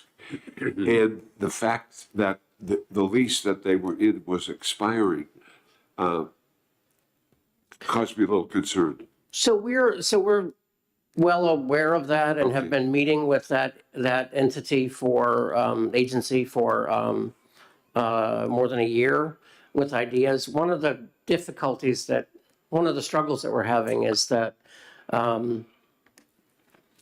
every agency has an idea for what they would like Yes. and where they would like to be. And that can't always be accommodated. And sometimes, it'd be great if 11,000 state employees all had a private office. It would be wonderful for each of them, but they don't. And we don't have the space for that. The entity you're talking about, they would like actually more offices than they have people. Right. But, although I think they have plans to keep asking for people too, so they would fill them. But, and they said, we have privacy needs. And I said, look, I have an entity that has 18 people and we run the state's healthcare plan. We have HIPAA issues. We meet with retirees every day. I have 18 people. One office with paper thin walls and 17 cubicles. And it works. They're professional and confidential. It's a very well-run risk and benefits, an extraordinarily well-run agency. Everybody doesn't need a private office. So we have 3 things we can offer them for space.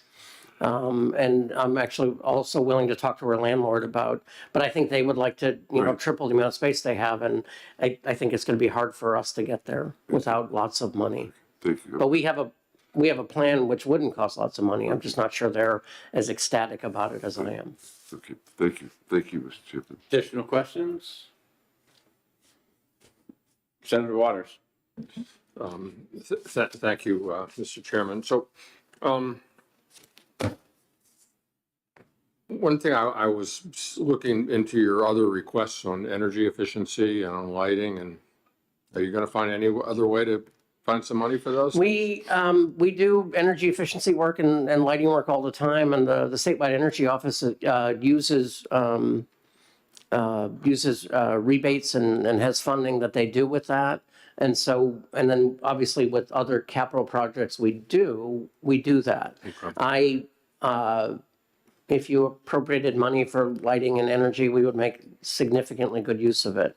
But the fact that you don't appropriate any money for it does not mean we will do nothing. We have an office and it's what they're there for, is they every day look at, like not wander around, that sounds, but look around and go, what kind of lights are those? What do you got? And fix everything in them. And I think they do a very good job. And we do an annual report, as I think from that entity. So we cobble together whatever funding we can. If I may follow up on that. Go ahead. Are you aware of any potential federal grants in the most recent IRA for this kind of purposes for state facilities? I don't think there were federal grants for which our energy office was eligible. I think there have been some federal grants which other state entities may have applied for. And one of the things that we do routinely is we work very closely with the energy office, and it used to be OEP, now the Department of Energy. And typically in a year, they will get a number of grants, which they will then contract with our energy office to fulfill. So they have better access to the money than we do, and we have people who can use it appropriately. So I think in the last 2 years, we've had 4 MOAs with either OSI or DOE for that. Thank a you. good If I partnership. just may follow up on that, is that there's a lot of new money. And I think that for some of the things that we're doing related to the use or even the production of, if we have anything that's making any electricity using fuels right now, we can get, there are federal grants for that. So I just suggest you look into it. And one other question, if I may, on the paving, I'm glad to see some money here. How does that look in terms of what you see as the overall need for those kinds of projects? I mean, what's your preferred here? I would say that if we did issues of a reasonable pressingness, we could probably spend in the neighborhood of 8 million. Like if this grant were 8 million, we would have, okay, we could do this, we do this, we do this, we do this. And so this will get us probably the worst quarter of it. Good. Thank you, Mr. Chair. Senator D'Alessandro. Thank you, Mr. Chairman. Just, Charlie, I wanted to express congratulations. A person from your office has been chosen as the Caroline Gross Fellow, Jerry Rockford, and I think that's a wonderful tribute to you and to her, obviously. And I said, my only complaint is the phone. But extend to her our heartiest congratulations. I don't know that it's public yet. It's public. Oh, okay. I was told I wasn't allowed to say anything.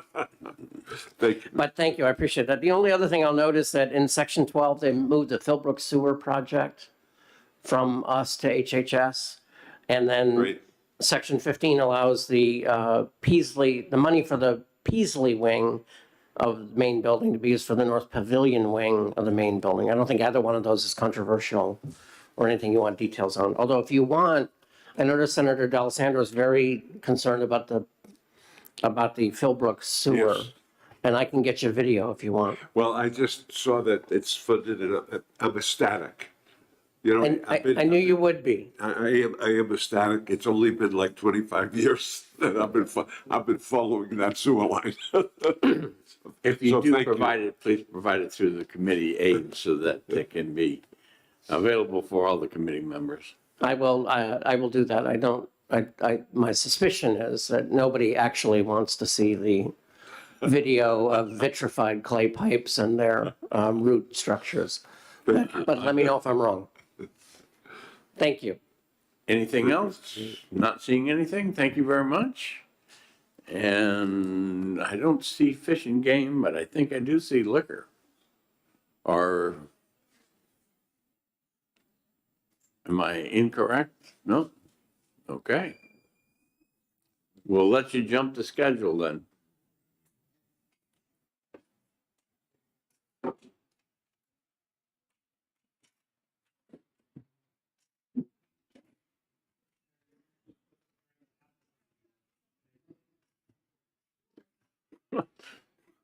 Just hold on till the material is distributed and we'll get going.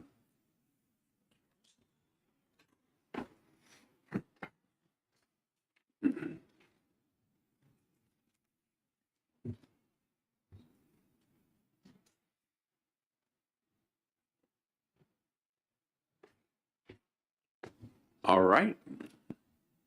Oh, you just turned it off. Turn it off. There you go. There Thank we you. go. Thank you, Mr. Chairman, members of the committee. For the record, I'm Joseph Malika, Chairman of the New Hampshire Liquor Commission, and with me is our CFO, Tina Demers. We'll walk you through the State Capital Budget Committee requests. On page 1, you'll see that there's 4 requests from the Liquor Commission totaling $17.9 million, and the requests are 100% liquor funds. We'll see on page 2, the number 1 request is the Hampton North and South stores. The agency requested $7.49 million, and the House approved the budget request of $13.78 million. They're currently in the last stages of this project. It's been a very long project, about 6 years. We're studying with a wetlands covenant with the town of Hampton, HNTB and their attorney, Ari Pollack, are having those final discussions with the town now as we speak. So what is it that you need? Do you need the 7.49 or do you need the 13.78? And why did you request the 7.49 if you really needed the 13.78? So we did the original request at the 7.49 based on DPW's calculations at the time, but when this went through the governor's phase, they had DPW reassess all the projects, and they increased it to the 13.78, which is what they feel that we need for the project. They added $3 million for architect construction and their oversight, and then another $3 million for inflation at 5% for 3 years. Thank you. Welcome. We'll move on to page 3, which is HQ, life safety improvements, parking lot renovation and the roof. Our request, the agency request was the 14.5 million. It did not include a warehouse renovation into some additional office space. The House budget approved $2.4 million, and again, that's 100% liquor funds. And the explanation is there as follows. Page 4, number 3. This is for a new roof at our Keene Liquor Store, which is a state-owned facility. The roof is 20 years old. The agency request is $220,000, and the budget in the House approved $220,000.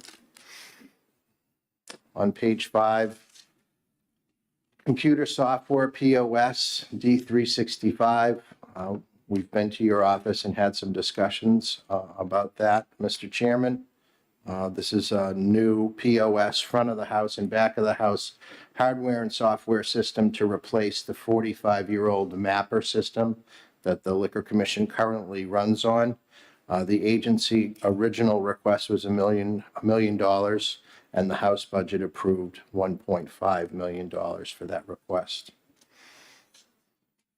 On page 6, we do have some lapse extensions, 24 lapse date extensions from June 2025. The following appropriations are hereby extended through June 2025. So those appropriations there are listed. Again, 100% liquor funds. And note at the bottom, there's no changes to the lapse extension as contained in HB 25 and passed by the House. And we would be happy to answer any questions that you may have. Questions from senators? They look happy. Very good. All right. Thank you very much, Mr. Chairman, members of the committee. Thank you. All right, thank you. I guess we'll check out in the hall to see if Fish and Game is here.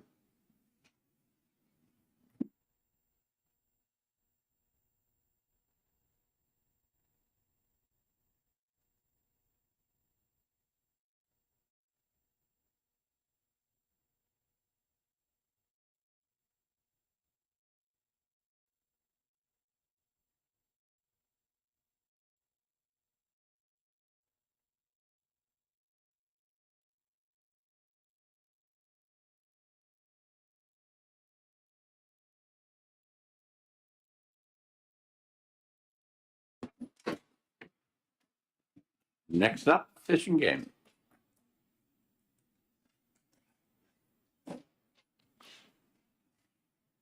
Good morning. Sorry for the delay.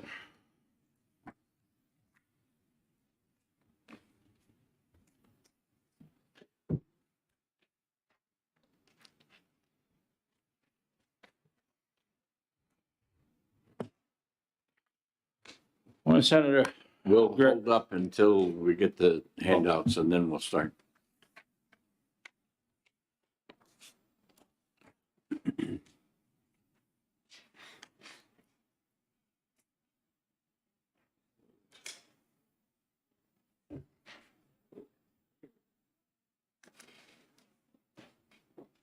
Thank you. Good morning, Senator Gray and committee members. I'd like to thank you for the opportunity to present our capital budget items today. My name is Scott Mason, the Executive Director of New Hampshire Fish and Game Department. This year, we have one request for $355,000 to replace our roof at the headquarters building. Our headquarters roof has been leaking for several years. We've also, now are getting damage to our ceiling tiles and carpeting. The insulation under the roof liner has buckled and needs to be replaced. Both the governor and the House have agreed to use general funds to pay this back. I also need to request an amendment for the purpose on lapse item 99, a request for $4.6 million to improve water quality at the Powder Mill Fish Hatchery. At this time, we have not spent any of this money. The governor and the House have supported this amendment. The governor has expanded our project to modernize our hatchery system. We've been awarded $58.55 million in gopher funding to fix our hatcheries, and I would like to have the flexibility to spend the $4.6 million in capital funds at any of our hatcheries where it will do the most good. The original estimates that we received were grossly underestimated due primarily to the unexpected EPA permit limit of 12 parts per billion. For the phosphorus level and also the current increases in construction costs. This is the lowest phosphorus discharge permit issued by the EPA for hatchery in the United States. We currently are finishing a year-long engineering study of the system. Once the study is done, we will develop a plan that will protect New Hampshire waters and preserve our current production of trout and landlocked salmon at our hatcheries. Our goal is to issue an RFP this spring and do the rules around gopher funding. We will be rewarding a construction contract in &24 and will complete the construction of the project by December of '26. Lapse item 100, we've requested that to roll over. We still have $225,460 left in that account. We have a contract to fix the dry sprinkler system in our Region 2 office in New Durham and to replace the sprinkler system in our Region 3 office in New Hampton, Region 2 in New Hampton, and the Region 3 office in Durham. Any questions? Questions from committee members? Senator Waters.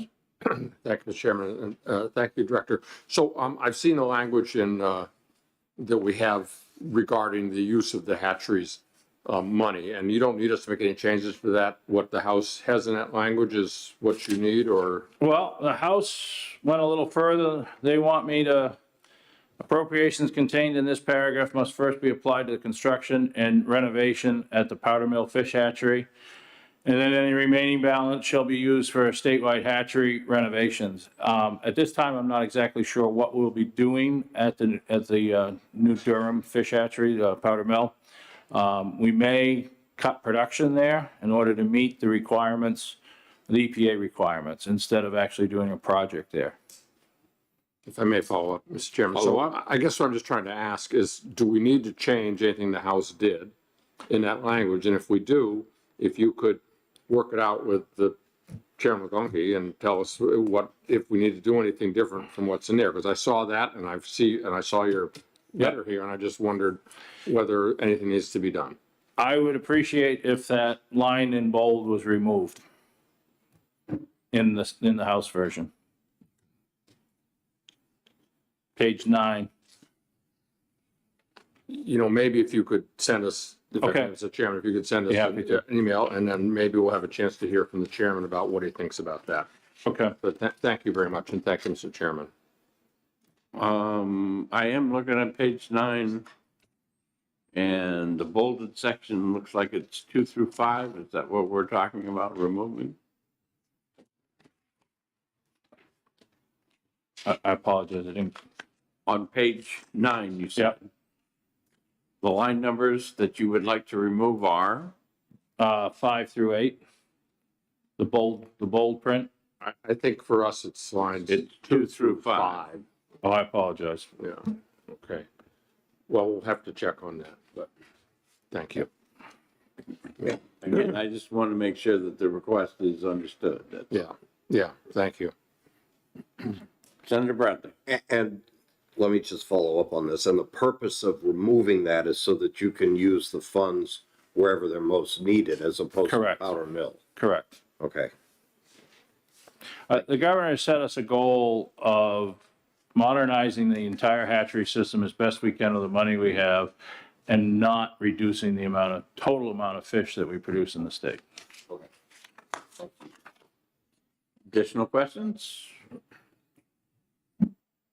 Seeing none? Anything else, Commissioner? No, sir. Okay, that completes the morning things. That will give you an extra about a half hour. We will begin promptly at 1.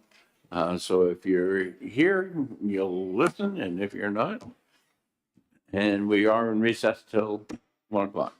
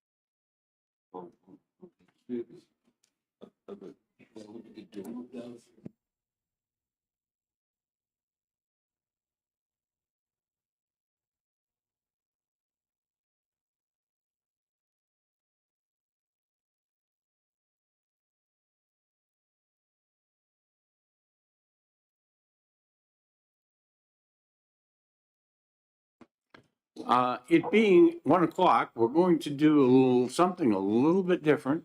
We have two people from the North Country that came and we're going to testify, and we're going to let them testify. So come on up, introduce yourselves, and Gene, are you coming up with him? Well, we have more chairs. We just have to scoot them into a position so you can get to them. Just Representative, just bring your chair forward there. If you hit the button, it will be. There we go. We're red. See, that red light is so that Thank you, gentlemen. you pay attention. We don't want any comments going out over a live mic when you didn't know it. Okay. So, First thing you have to do is introduce yourselves. certainly, Raymond Gorman, Course County Commissioner from Colebrook, New Hampshire. All right, Gene? Gene Chandler from Bartlett. Arnold Davis, State Rep for Coas District 2. All right, gentlemen, floor is yours. Okay, so we're basically here to talk about the letter that this commissioners wrote was about it's about your state capital budget, okay, the Connecticut Lakes Headwater property. This is a huge area, includes 146,000 acres, 200 plus miles of forestry roads. And in the budget, there's we believe 1.5 million to help to put these roads back to the point where people can travel on it. Right now, they're in significant disrepair from lack of gravel, culverts, et cetera. You can kind of picture these terribly rough roads, water washed and from the long winters and so on and so forth. And this is that area that's it's been in for 20 years now. And I believe Fish and Game has a significant role in managing it.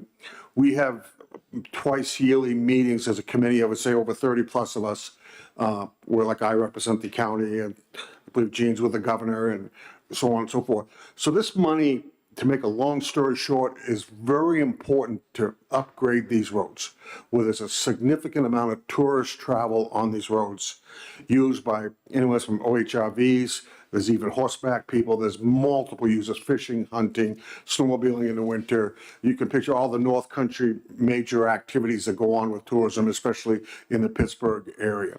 And these roads need significant upgrading, and we need this money to do this over the next year to two. And I try to keep it as simple as possible. So my comments is that we really need your help with this. The North Country needs that money put into those roads as a major economic driver, also as well for our tourist business.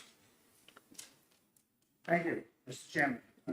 Get the microphone closer to you, Gene, because Thank you, Mr. Chairman. we're in this Zoom generation and everybody wants to hear when they're at home. Well, I can't imagine, but that's all right. Mr. Gene Chandler from Bartlett, and I'm here today on behalf of the Citizens Advisory Committee for the Connecticut Lakes Headwaters Tract.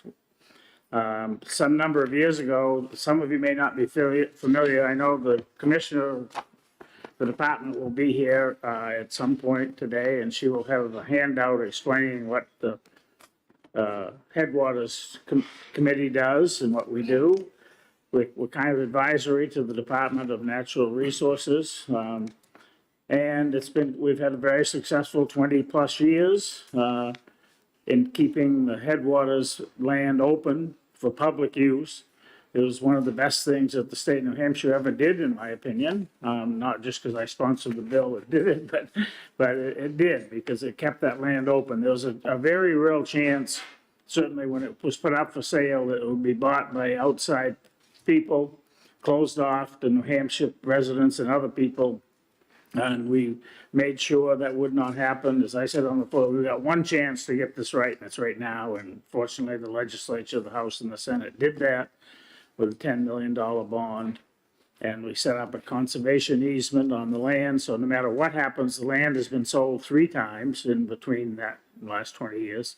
But the conservation easement still stays in place. So it was maintained for all the traditional uses that happened up there. The local towns get the timber tax revenue, people get to hunt, fish, hike, snowmobile, you name it, all those things happen. And it just is a boon to the North Country. Unfortunately, we couldn't foresee at that time what the road, these are all gravel roads, there's no paved roads. We're not paving any, trust me. But how much that would cost to maintain them, and we've just fallen in kind of a deficit situation with maintaining the roads. And especially, as you'll see when we get the handout, it's some recent flooding up there has caused some problems where they really need some stabilization on a lot of the areas. So it's a critical parcel, 171,000 acres. It's absolutely critical to the lifeblood of the North Country and the state of New Hampshire because of sales of hunting, fishing, snowmobile, all kinds of licenses. So we would ask that you do whatever is necessary. Yes, there we go. Hi. That you please keep this money in the capital budget so we can get these roads repaired for public use. And I'd be happy to answer any questions, but the commissioner's here also, and she's the expert, so. Well, we're going to hear from you before I open up for questions, so. Yep.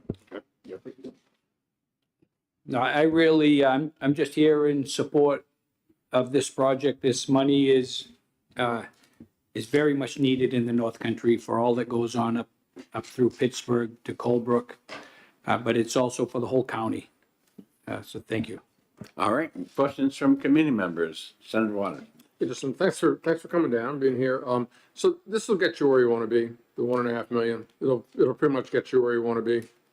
At least for the, Commissioner can speak to that too, but yes. Yeah. Certainly, it's what was estimated a year or so ago as being necessary. Not gonna say 20, 15, 20 more years, it might be back to have to catch up again, but right now, that'll get us caught up, yes. Thank you. Okay, not seeing any other questions. Thank you, gentlemen. I thank you. We're glad we were able to accommodate you. And now we'll go back to the agenda and the Department of Energy.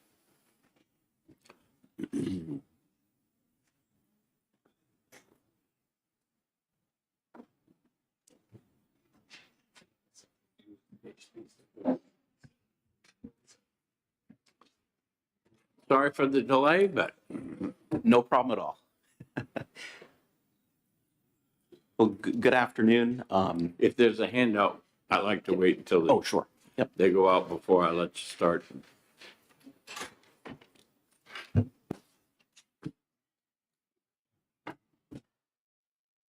Josh can probably tell you a lot of my quirks, but you know.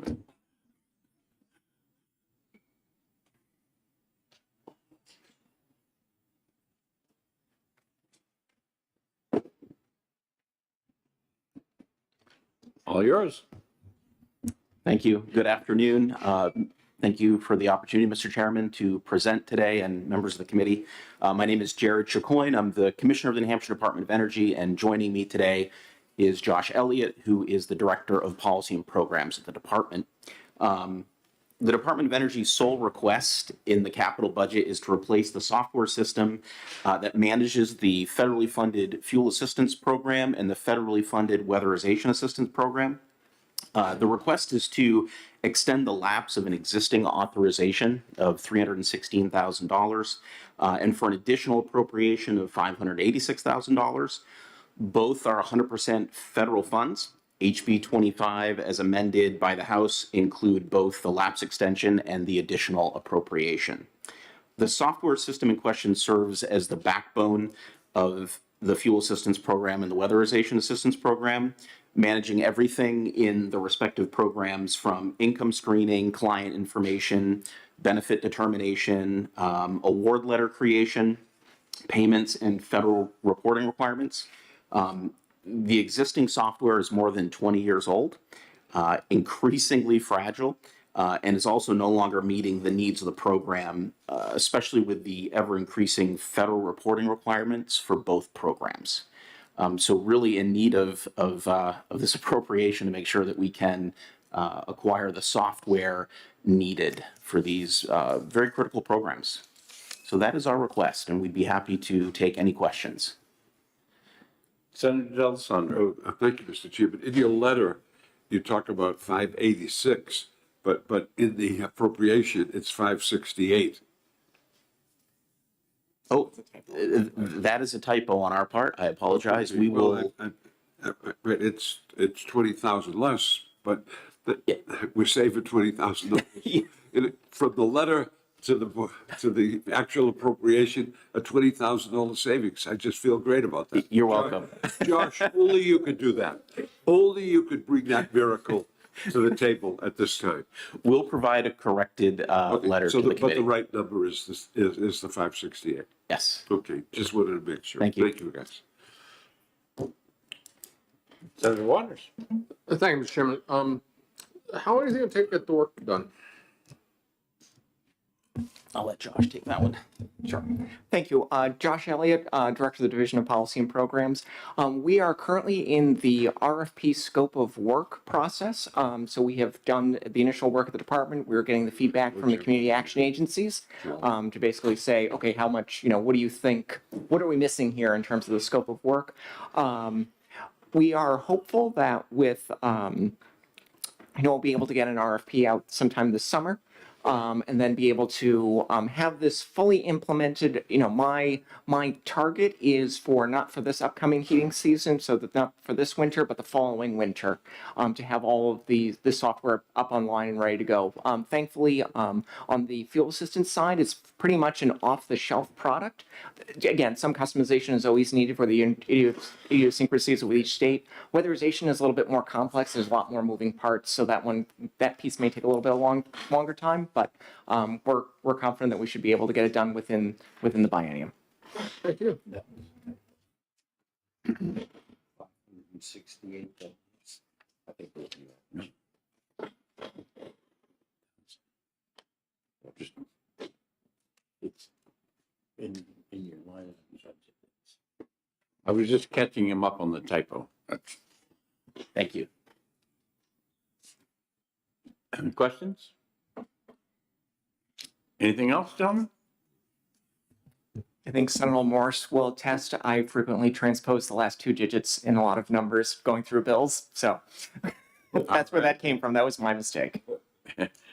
And we're always, willing to save 20,000. So, all right. Thank you very much. And Department of Natural and Cultural Resources.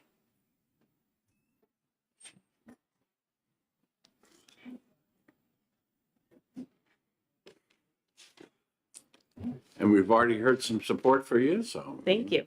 I could bring Speaker Chandler with me everywhere to rally support for our agency. My name is Sarah Stewart. I'm the Well, he commissioner. snuck back in behind you, so, He did. You have to be careful. Sarah Stewart, Commissioner of the Department of Natural and Cultural Resources. I appreciate the time today to walk you through our capital budget. Overall, we're very pleased with the allocation of $6 million that was reflected in the governor's capital budget. And then as Speaker Chandler described to you, we did request additional funds to support the Connecticut Lakes Headwaters infrastructure. Our agency is vast. We have over 884 buildings. There's constant maintenance, roads, roofs, bathrooms, and we tackle it with the support every biennium with the support from this committee. So with that, knowing we don't have a ton of time, I've asked Tom Mansfield to join me. He's our agency architect, and he can walk through a high level of the projects that will be funded with this allocation. Good afternoon. So the capital budget. You still need to state your name, even I'm though sorry. she told us who you were. My name is Tom Mansfield. I'm the department architect for Department of Natural and Cultural Resources. Thank you. Our capital budget request, as approved by the House, includes 5 line items totaling $7 million, plus 2 additional items that were added for $750,000, bringing us to a total of $7.75 million as our capital budget request as it stands coming out of the House. So I'll go quickly through our line items. I'm thinking that I should be brief on that and be willing to discuss any ones that come up rather than taking a lot of time to go through. But stop me at any point for more information if you would like it. So our first request is a category called roofing and repairs for $1.2 million. This is a category of funding we've been fortunate enough to receive for many bienniums. It takes care of deferred maintenance. It allows us to handle critical facilities emergencies as they come up. Things like failures of sewer pumps on 4th of July weekend, and we have the funding in place. We can move quickly to fix it and get the parks open.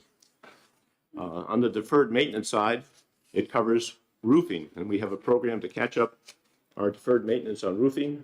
And I'm happy to report we're very close to being there, and we'll be on scheduled maintenance for roofing probably after this biennium, so that we will know from our database which roofs every year need to be done to stay up, and we're not working against a backlog anymore.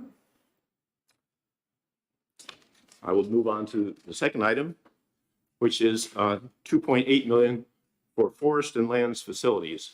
And this is money for 5 forest and lands facilities across the state. They are the State Forest Nursery in Bosquen, Fox Forest in Hillsborough, Urban Forestry Center in Portsmouth, the North Country Resource Center in Lancaster, and Shielding Forest in Peterborough. Of those, probably the most significant project we want to undertake is at the nursery in Bosquen, where we would like to build a new seedling storage and cooler facility. The nursery is having quite a surge and is doing very well. The existing seedling cooler is in bad shape. It's appended to the barn at the nursery. So we would replace that with a new building and use the space that we would get back in the barn for additional sorting and shipping for the nursery, which very much needs it. Other repairs at the other locations have to do with fire safety things that the state fire marshal's inspections have pointed out to us, and some upgrades to the facilities at the other sites. Our third item is $1 million for Trails Bureau equipment. This would be money for replacing the snowmobile groomer fleet, and we'd be replacing the oldest groomers, which are in the 30-year-old range. It would also give us some money to buy a few pieces of equipment for our own forces to use. This would allow them to do projects like drainage, stitching, grading, and culvert replacement. The equipment in that case would be excavator, skid steer, dump truck. Our fourth category is Mount Washington Summit Infrastructure and Ecology Study for $1 million. This request is an outgrowth of master planning effort that's been going on with the Mount Washington Commission. And the point of the study has been to figure out how to assure sustainable use of the summit of Mount Washington for the many purposes that it serves right now. It's a principal scenic asset for the state, a tourist destination, has an alpine ecosystem unique in New England, communication site with unparalleled line of sight transmission, meteorological observatory, attraction for outdoor hiking and recreation, and of course a state park. So the goal of all these assessments would be to provide a basis for evaluating future development plans and a means to determine summit carrying capacity, how many people could reasonably be assumed to be on the summit, and guidelines for ecosystem conservation at this very special site. Our fifth item is the Connecticut Lakes Headwaters Road Repair, and I think you've heard about that, so I'll move on. The last item is an item for parking lot repair and paving statewide, $250,000 to work on our state parks, primarily state parks, but also some forest and lands facilities, parking lots and roads to improve them. So that's where we stand at this point. Questions from senators? Senator Waters. Thank you, Mr. Chairman. Thanks for all you do. I was wondering, maybe I don't understand it sufficiently, but why is the ecology study being bonded? I mean, we're going to be paying for 30 years for a study that will take how long to do? So maybe I don't understand what this is. The infrastructure I get, but the ecology study bonded? Wasn't aware that it was. Can I address that? Yeah. So I chaired the Mount Washington Commission that made the recommendation for this study. I approached the governor about making sure that there was at least 7 figures for the study. He chose to put it in the capital budget as opposed to the operating budget. It really doesn't matter, in my opinion, where it goes, as long as it gets funded. This is a long-term project, the master plan project that the commission agreed to, that it will look at the buildings that are up there, the needs for the building. It will also do an environmental impact assessment. There's a lot of activity on the summit, as you know, and the master plan really talked heavily about protecting the environmental impact of hundreds of thousands of people that come up and enjoy the summit while maintaining public access. So I think you can justify this as a long-term, plan that will probably, in much the same way that we've made major upgrades to Hampton Beach State Park, this study will probably lead to upgrades that are going to be required for the summit of Mount Washington. So while it could have gone in HB2, I think it's also appropriate for here. And we certainly can discuss which way it's funded when we get into executive session, so. Back to you. I'm happy to answer any additional questions. Okay, Senator Del Sandro. Thank you. So, it's one study, or is it 2 separate studies? So, thank you. We've been working with the commission, and in the master plan, it doesn't specifically call out 1 or 2, vendors to do the work. Ideally, we would work with one vendor who then would put a team of experts together to handle the work. Currently, we're putting together a scope of work to outline exactly what our expectations are of this, but it would certainly be more than just our architectural expert. It would pull in other expertise. Okay, it just seems to be, if you're studying summit infrastructure, that's one particular situation. If you're talking about ecology, I don't see a synergistic relationship there. They're 2 separate items. I mean, one's got to cost one amount of money, one's got to cost another amount of money. I don't know if you can study the 2 together, can you?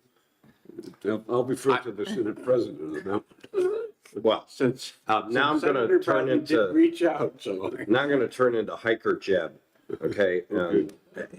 Anybody that's been up on the summit, as much as I have, or I think as much as the commissioner has, understands the fragile nature of the environment up there because of the weather, because of the high altitude, but also the pressure that's put on it by all of the visitors, hikers, people that use the COG and the auto road.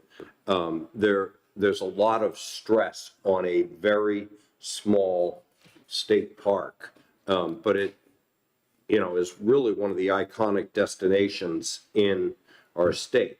So we have to make sure that the infrastructure, to accommodate people in the building that use the auto road, that use the COG, as well as the Mount Washington Observatory, which is a state-of-the-art, world-renowned weather observatory that does not only reporting of the weather, but environmental research into all sorts of air pollution type issues.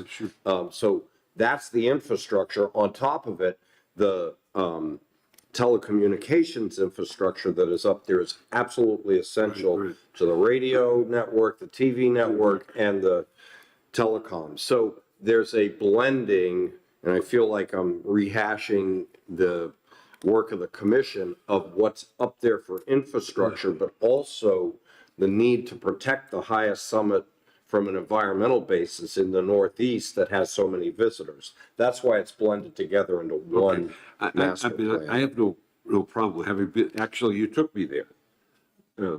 You took me to the summit, and when I was on the council, I was on the capital budget that built that building. Well, there you go. So there you go. So I got a ride You up should have there. called by it Jim the Lou Bradley. D'Alessandro No, building. no, no. Jim Bradley took me up to the summit and showed me all of these things. I have no problems with it. I just wanted to create a relationship between the two. That's all. I don't have a problem with it. Thank Are you. there any additional questions?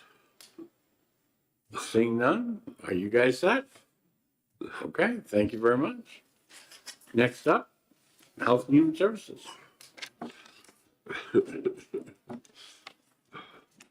Nathan, welcome.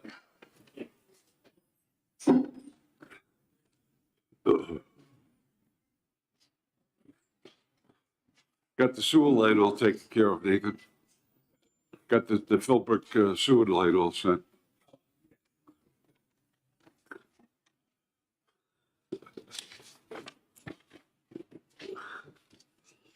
Oh, boy.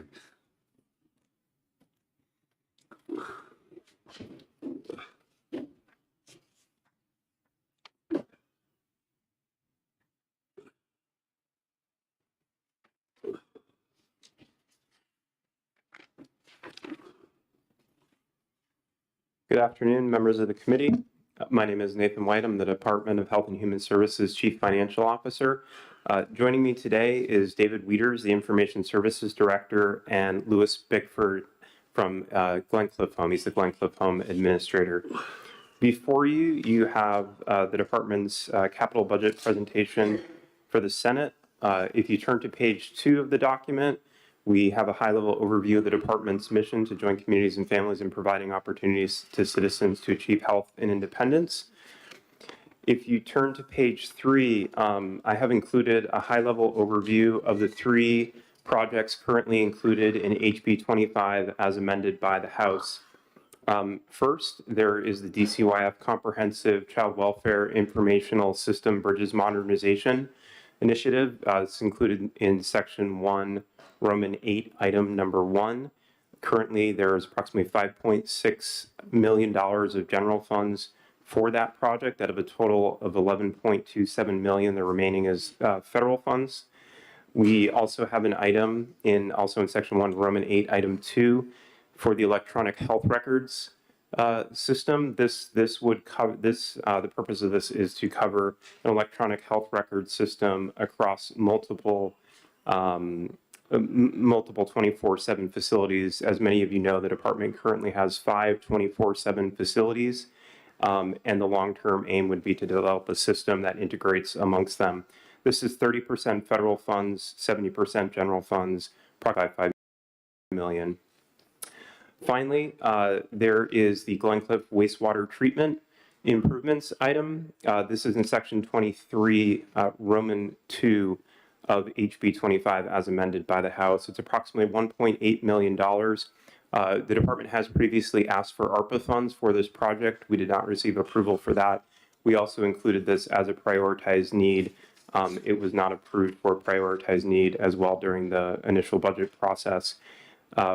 We were able to identify a Department of Environmental Services grant that would pay for a portion of this. That's the 20.44% other funds that you see there out of the 1.8, and the remaining would be general funds.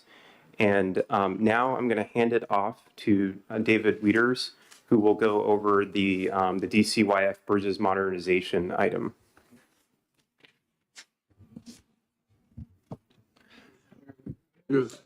Where is the Glencliff in our sheets here? I just don't see it in the. Glencliff, is that the repurposing? Glencliff? If I might, Mr. Chair. Certainly.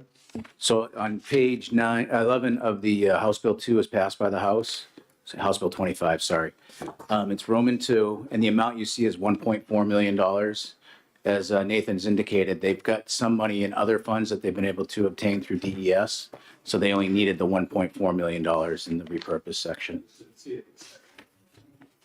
No, it's in the other section. So if I look on page 2 of the spreadsheet, it's not in there. You won't see it there. And the reason you don't see it there is it's not new bonding money. This is money that's already been bonded that you have appropriation left over that you're going to use for a different project than originally bonded for. It's on page 11. Page 11. Yep. Page 11. Yep. And it's Roman 2. Roman 2, line 4.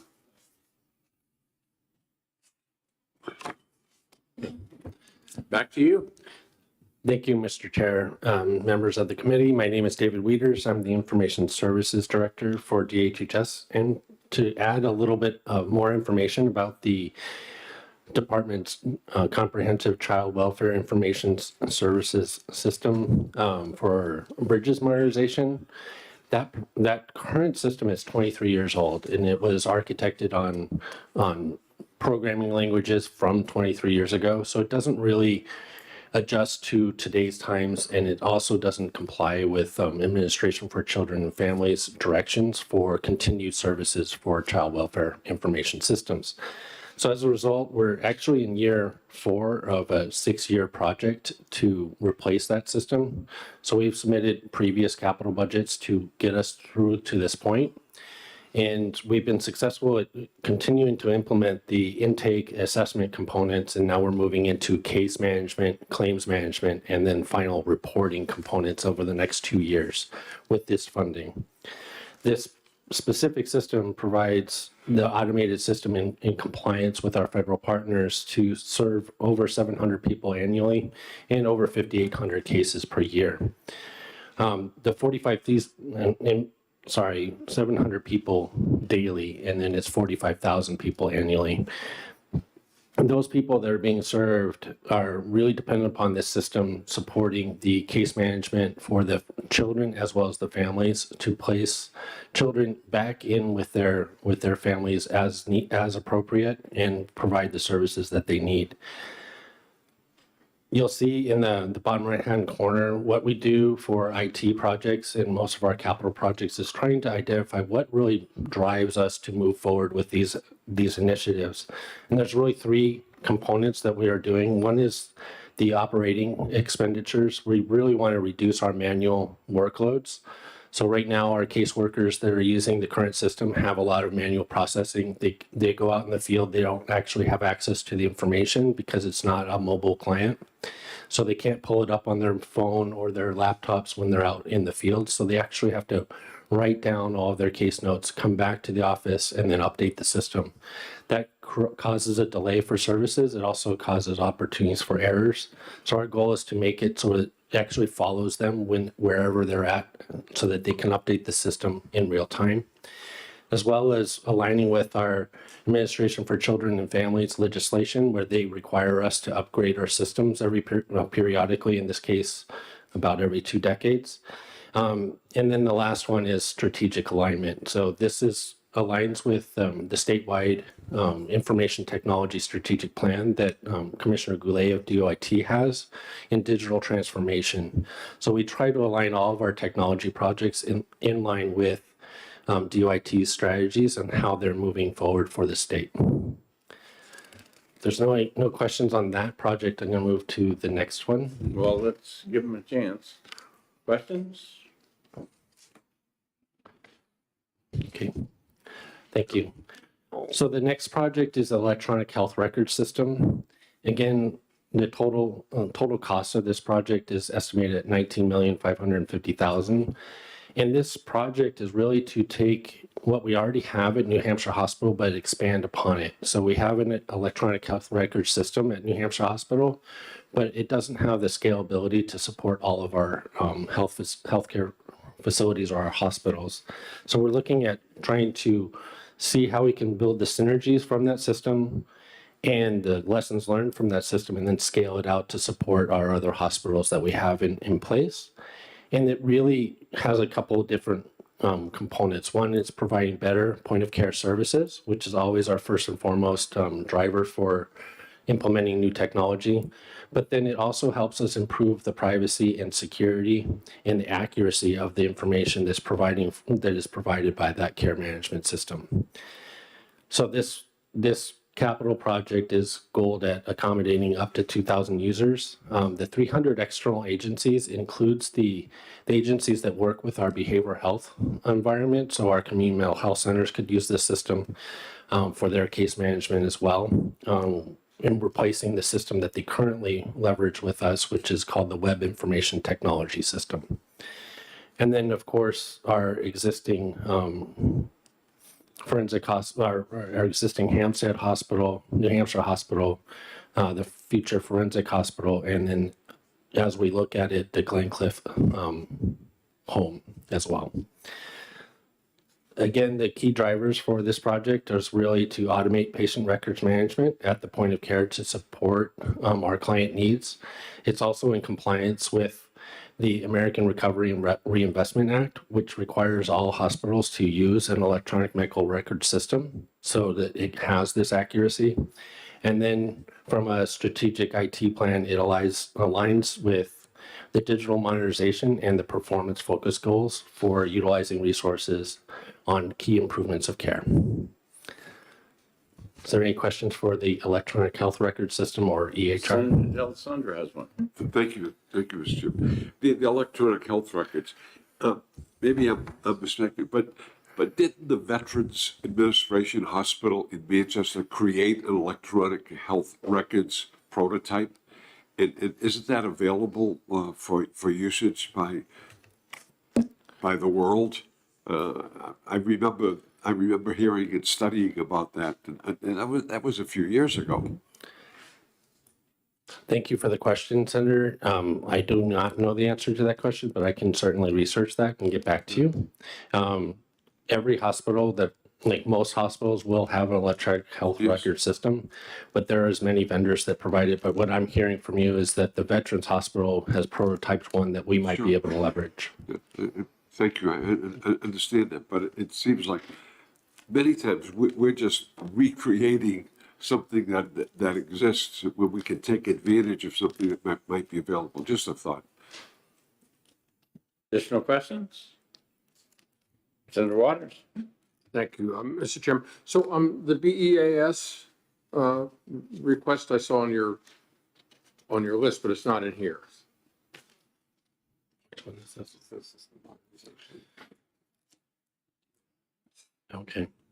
So the BEAS system modernization for our elderly adult services system, we are actually merging that with some of our other capital projects to modernize that system using the integrated eligibility New Heights system. So we have been successful recently at leveraging the capital project for the developmental services IT modernization on top of the New Heights system. And so going to what Senator D'Alessandro indicated, not building something brand new when you can use something you already have, we're leveraging that integrated eligibility system to expand into both developmental services as well as elderly adult services, which is why we don't have that one on your list today. If I may, Mr. Chairman. So, I mean, just in reading the description of it, it seemed like that was something that really needed to be done. So you're saying it's adequately covered in the plan you outlined? That is my understanding. We're adequately covered in current funding to continue moving that forward. It was on the list to not lapse. We have existing capital projects that are in play for the elderly adult services system that we were requesting not to lapse the funds for. Thank you. Thank you, Mr. Chairman. I have a question, not for now, but if somebody would get back to me.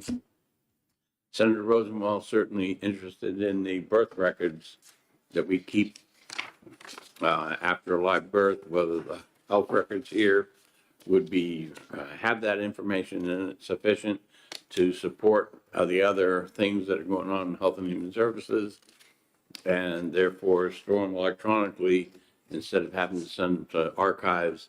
Again, just, it's one of those issues that it would be interesting to know, but again, not for today's. Get on my calendar at some point, please. Anything else? Back to you guys. So with that, I'm going to go ahead and hand this over to Louis Todd Bickford to go over the Glen Cliff wastewater treatment. So,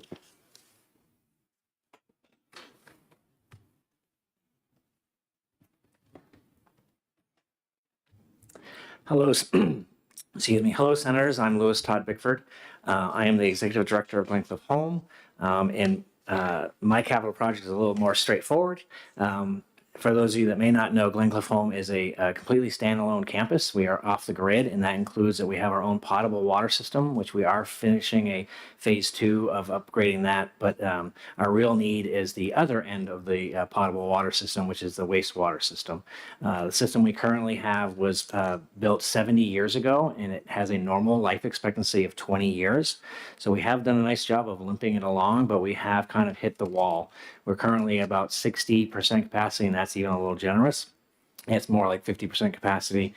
And DES has highly, strongly recommended, told us to correct it. So basically picture the facility, all the wastewater flows downhill to open ponds that goes through a EMOF system, which basically a giant tank, need to get the solids out. Then it goes out into open air ponds, as you may have seen in bigger cities, and then out into leach fields. And the tank needs to be replaced, and the fields themselves, the drying fields, are no longer able to function properly. That's where we're about 50%. So the water comes out, it stands in these ponds. It's supposed to filter down through special sands, through gravel, filter fabrics down, then out to the leach fields. All of that is overgrown and outdated, and the water is not seeping down as fast as it should. It's coming up to the level where we're worried it's going to overspill. If that overspills, that would be in violation of DES, and we could be looking at $10,000 a day fines. So we're trying to be very conscientious of that, and then trying to move forward with improving the system. Questions? I think we're good. All right. Thank you very much for your time. All right, thank you.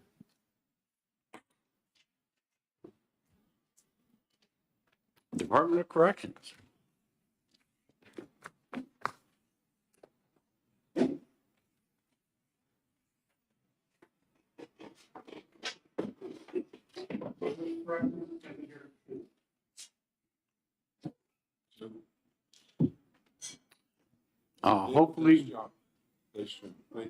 Hopefully they'll be here a little sooner, but we will call a recess for 5 minutes.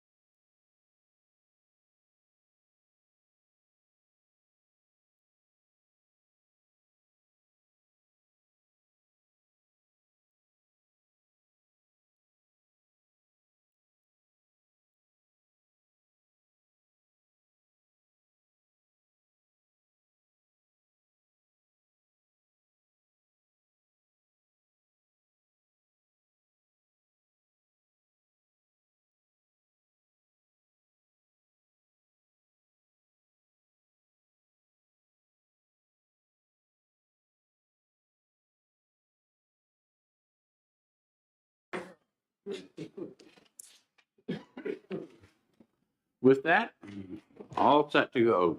Okay, good afternoon. For the record, my name is Paul Raymond. I'm the Assistant Commissioner with the New Hampshire Department of Corrections. Commissioner Hanks unfortunately can't be here today. She sends her regards. She had a last-minute medical appointment with her husband that she needed to attend to. So you should all have a presentation in front of you, printed in front of you, and I'm just happy to go through that quickly and obviously answer any questions that you may have. So on the second page is just an overview of the RSA that defines the Department of Corrections, and then obviously a quick summary of Commissioner Hanks and myself. On page 3 is our mission and our vision, and the key point that I wanted to hit on for our mission and vision is that everything we're asking for, and then the our future goals all line up with our mission and our vision. And we really do protect public safety by reducing recidivism, by providing evidence-based rehabilitation that directly implements or complements public safety throughout New Hampshire. On the next slide, for your reference, you'll see a organizational structure. We are a large organization.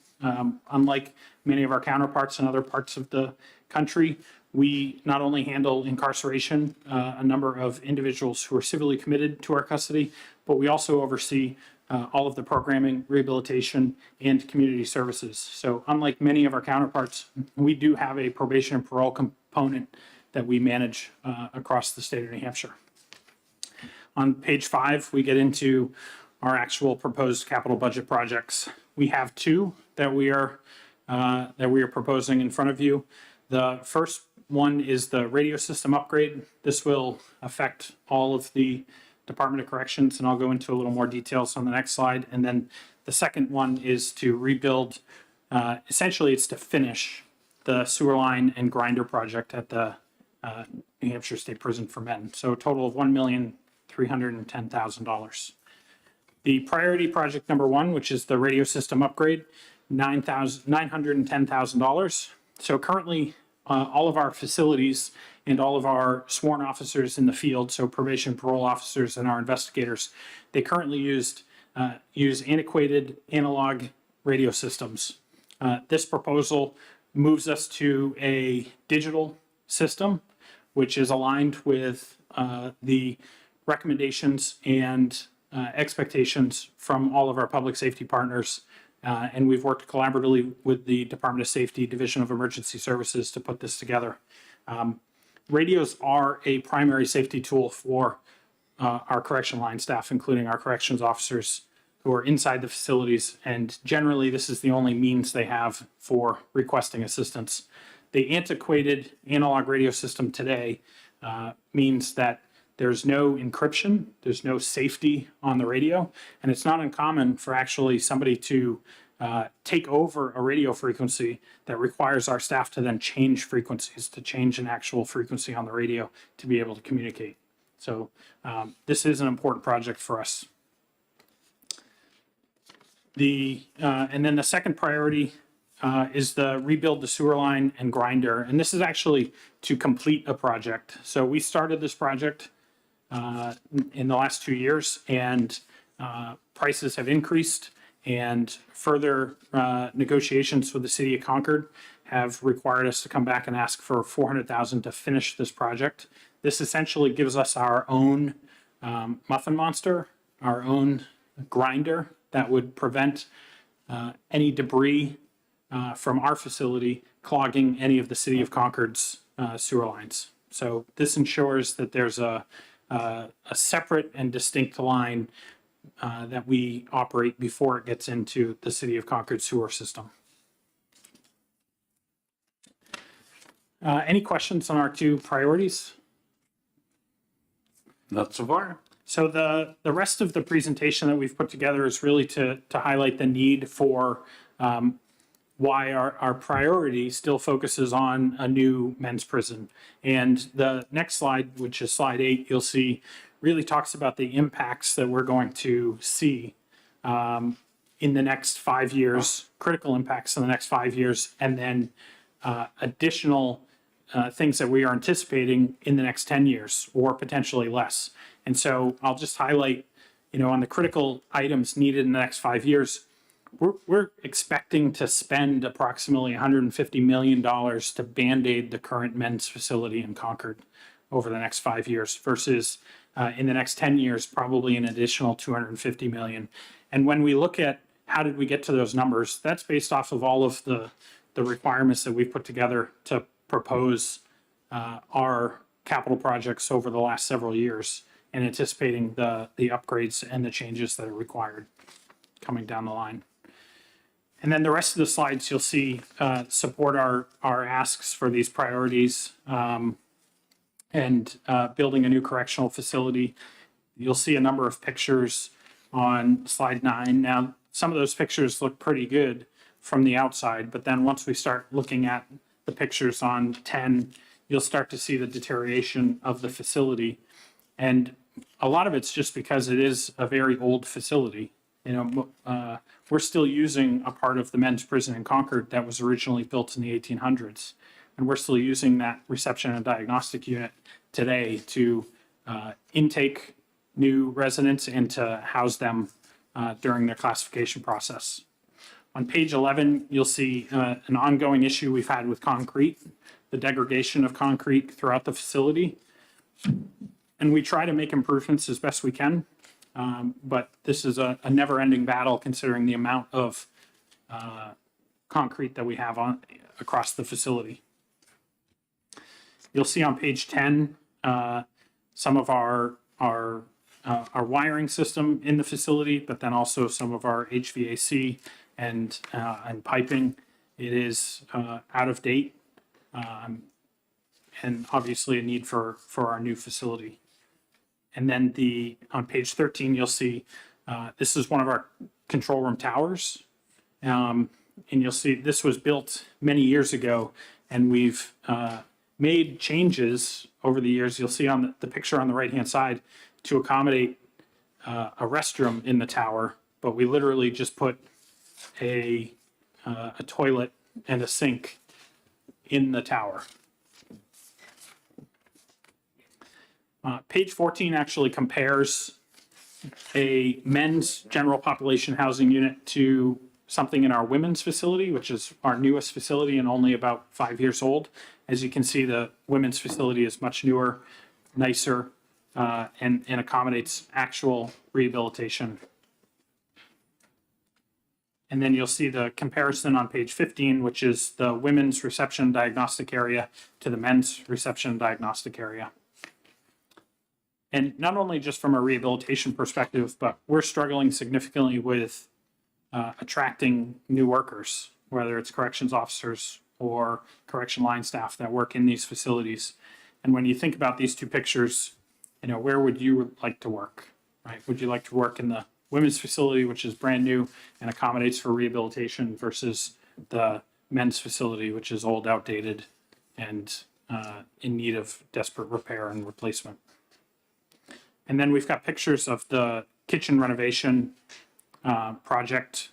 So this is another need for a new prison, or another reason why we're asking for eventually a new prison. You'll see that the kitchen at the men's facility is just out of date, and we've attempted to make a number of Band-Aids to it. However, it is in desperate need of permanent replacement. Same thing on slide 17. You'll see again just how outdated the prison kitchen is.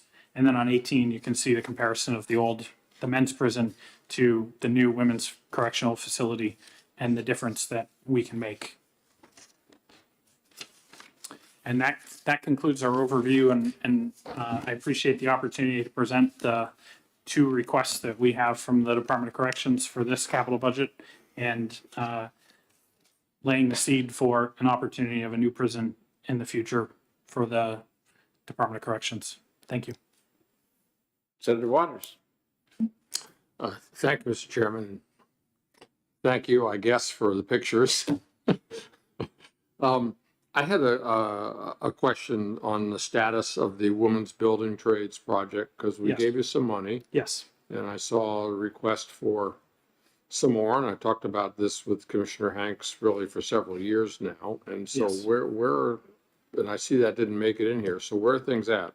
Yes, so we revisited that project. We're prepared, and we've started working with our public works partners to move forward with the existing funding that's available. We have worked with the organization that provides the building trades services, and it sounds like, last I heard, we're all in agreement and we're ready to move forward with that with the existing funding. We wouldn't be asking for any additional funding. If I may, so you're all set with existing funds? And so what's your schedule gonna be, do you think, for completion?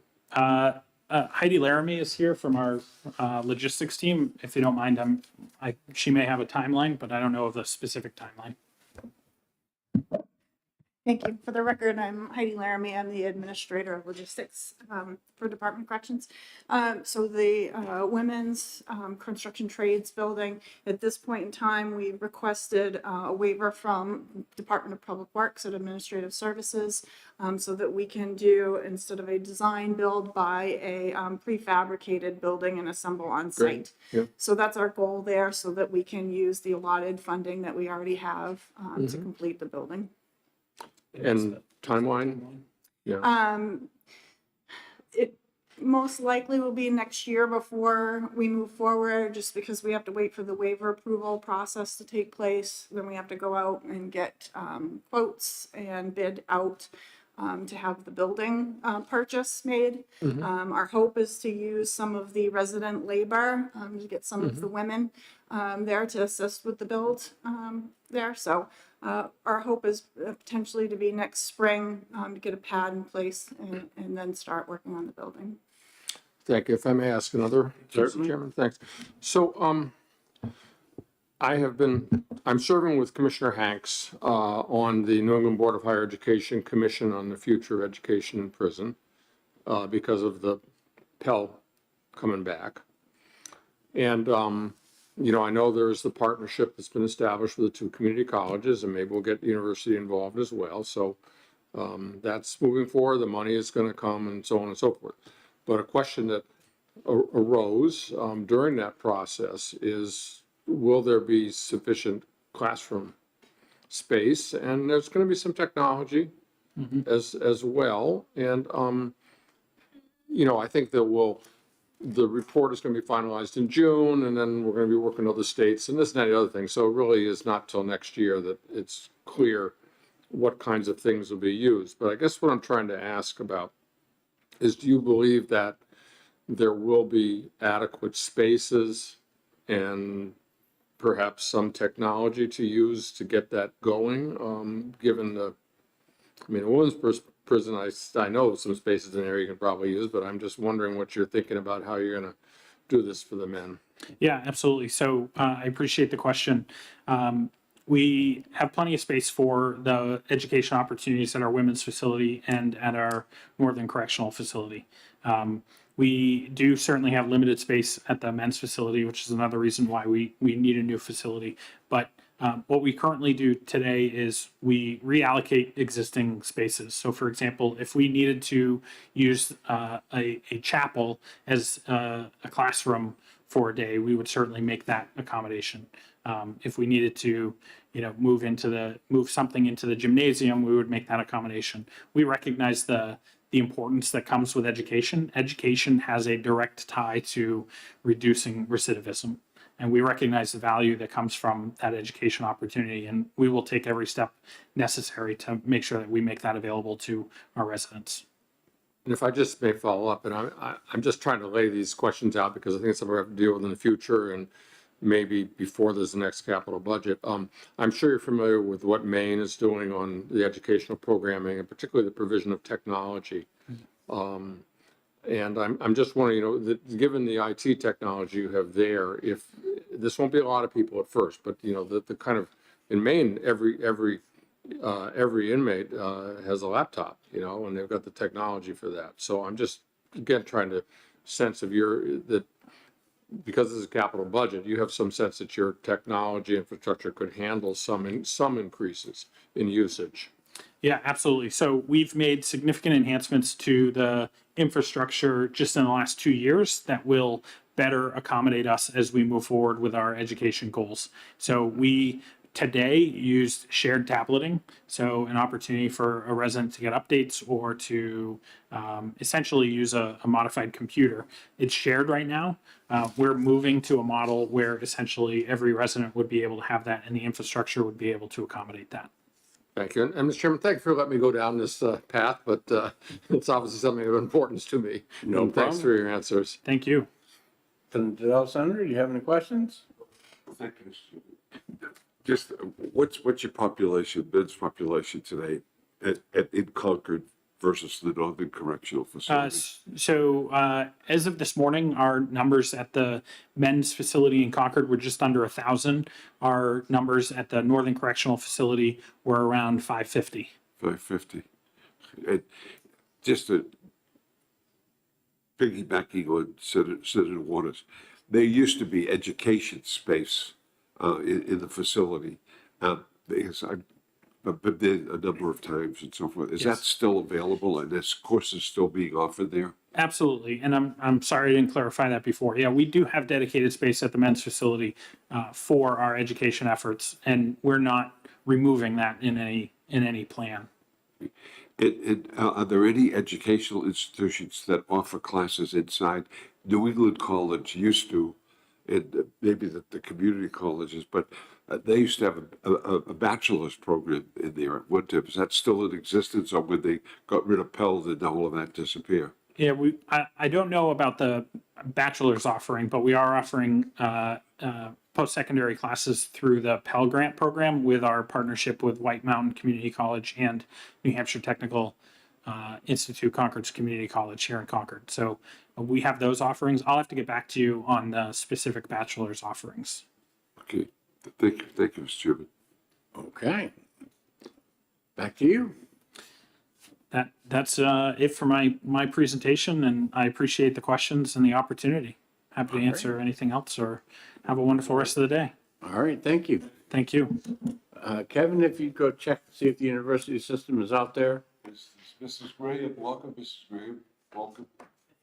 Great to see you. Thank you, wonderful to see you. You should have.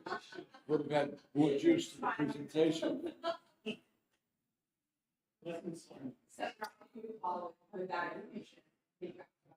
Thank you.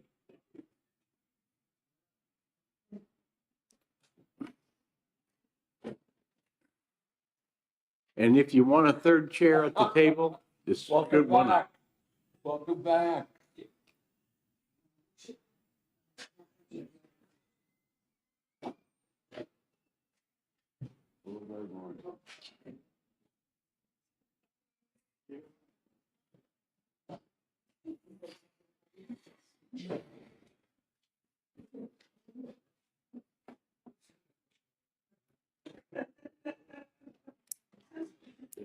Good afternoon, sir. How are you? This is a new position for you. Right. Well done.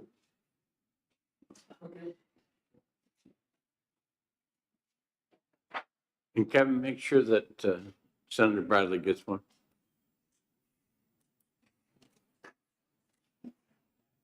No, I don't believe he will be back, but if he does come back, then you can take care of it then. If not, take care of it later. He's gonna go sub in another committee right now. And with that, to you. Thank you very much, Mr. Chair and members of the Capital Budget Committee. For the record, my name is Catherine Preventure. I serve as the Chief Administrative Officer and Vice Chancellor of Finance for our state's university system. And, I'll let Bill and Matt introduce themselves. Good afternoon. I'm Bill Janelle. I'm the Associate Vice President of Facilities and Operations at the University of New Hampshire. Nice to see you all. Good afternoon. I'm Matthew Purcell. I'm the Director of Capital Planning and Development for the entire university system in New Hampshire. So thank you. And you folks are so efficient. I was, got the email from Kevin, and I'm so pleased that we could be here early.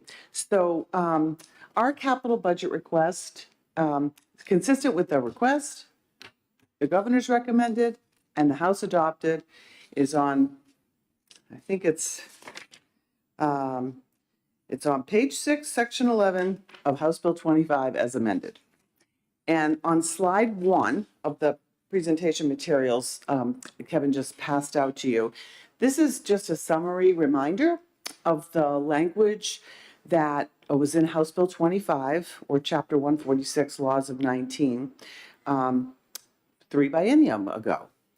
The university system was fortunate in 2019 that the legislature provided for us a 3 biennium plan or appropriation.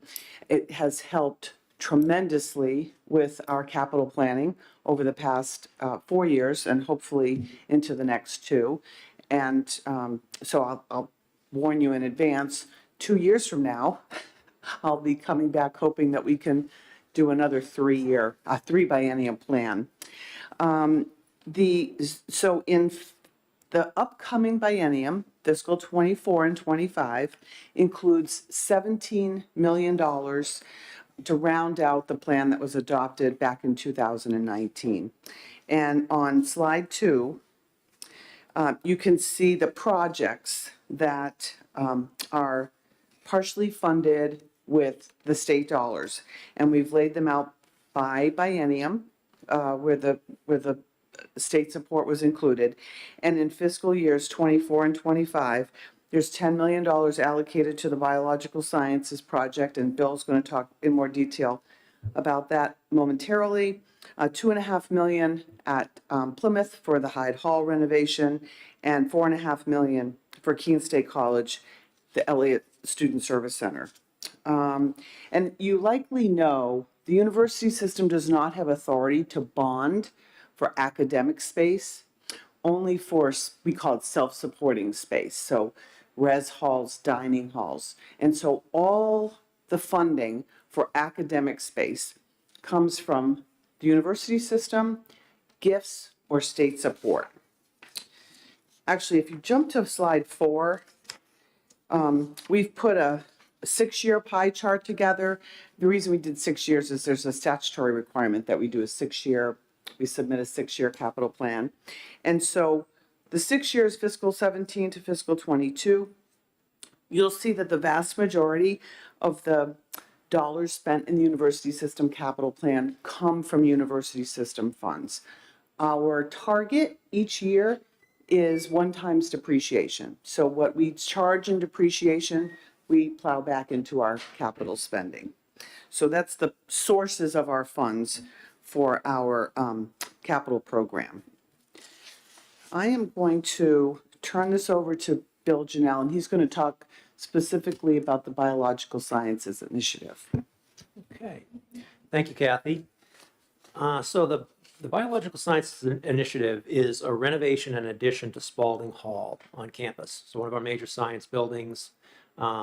We will add 47,000 square feet in addition, and then we'll go in and renovate the existing building, which is about 83,000 square feet. And it's going to address multiple things. So number one, it's going to address significant deferred maintenance inside that building. So right now there's about $30 million of deferred maintenance that'll be addressed. We anticipate it's going to increase, create capacity for additional enrollments and attract faculty and staff in these science fields. It'll upgrade our lab and teaching spaces. And ideally, it's going to increase the workforce for, with qualified candidates in these biological sciences areas. So just a quick overview of the project. The budget is $95.5 million. Our architect is Ellensweg Associates, and it's a construction management at risk delivery method, and our construction manager is Skanska. From a schedule standpoint, we started construction in 2019, September of 2019. Phase 1 of the project, which is the addition, is completed. So that's about 47,000 square feet. And if you look on, I think it's slide 8, there's a site plan that shows that an overview of the building itself, and that blue area is the addition, so that's phase one. And the renovation portion is the balance, the brown area. We signed the guaranteed maximum price for phase two in January of '21. That work has begun, and we're targeted for completion in spring of 2024. This project started prior to the pandemic, so we've worked through the pandemic. We have had some delays, some material shortages, but we still are on schedule and on budget to complete in 2024. When we're done, we'll have 11 biological sciences teaching labs and 9 research labs suites that can accommodate 50 principal researchers. We're also constructing a vivarium, which is a housing for rats and mice, or lab animals, basically, and that fit out will be complete along with this at the same time as when the project is complete. So on slide 10, this just gives you some photos of the spaces that have completed above. So that's, again, in phase one, some of the lab spaces that we've already completed and are occupied. And the lower picture shows the renovation work that's underway in the existing Spalding Hall right now. Okay. All right, and that's it. Thank you. Matt is overseeing the projects that closed in Keene, and he's going to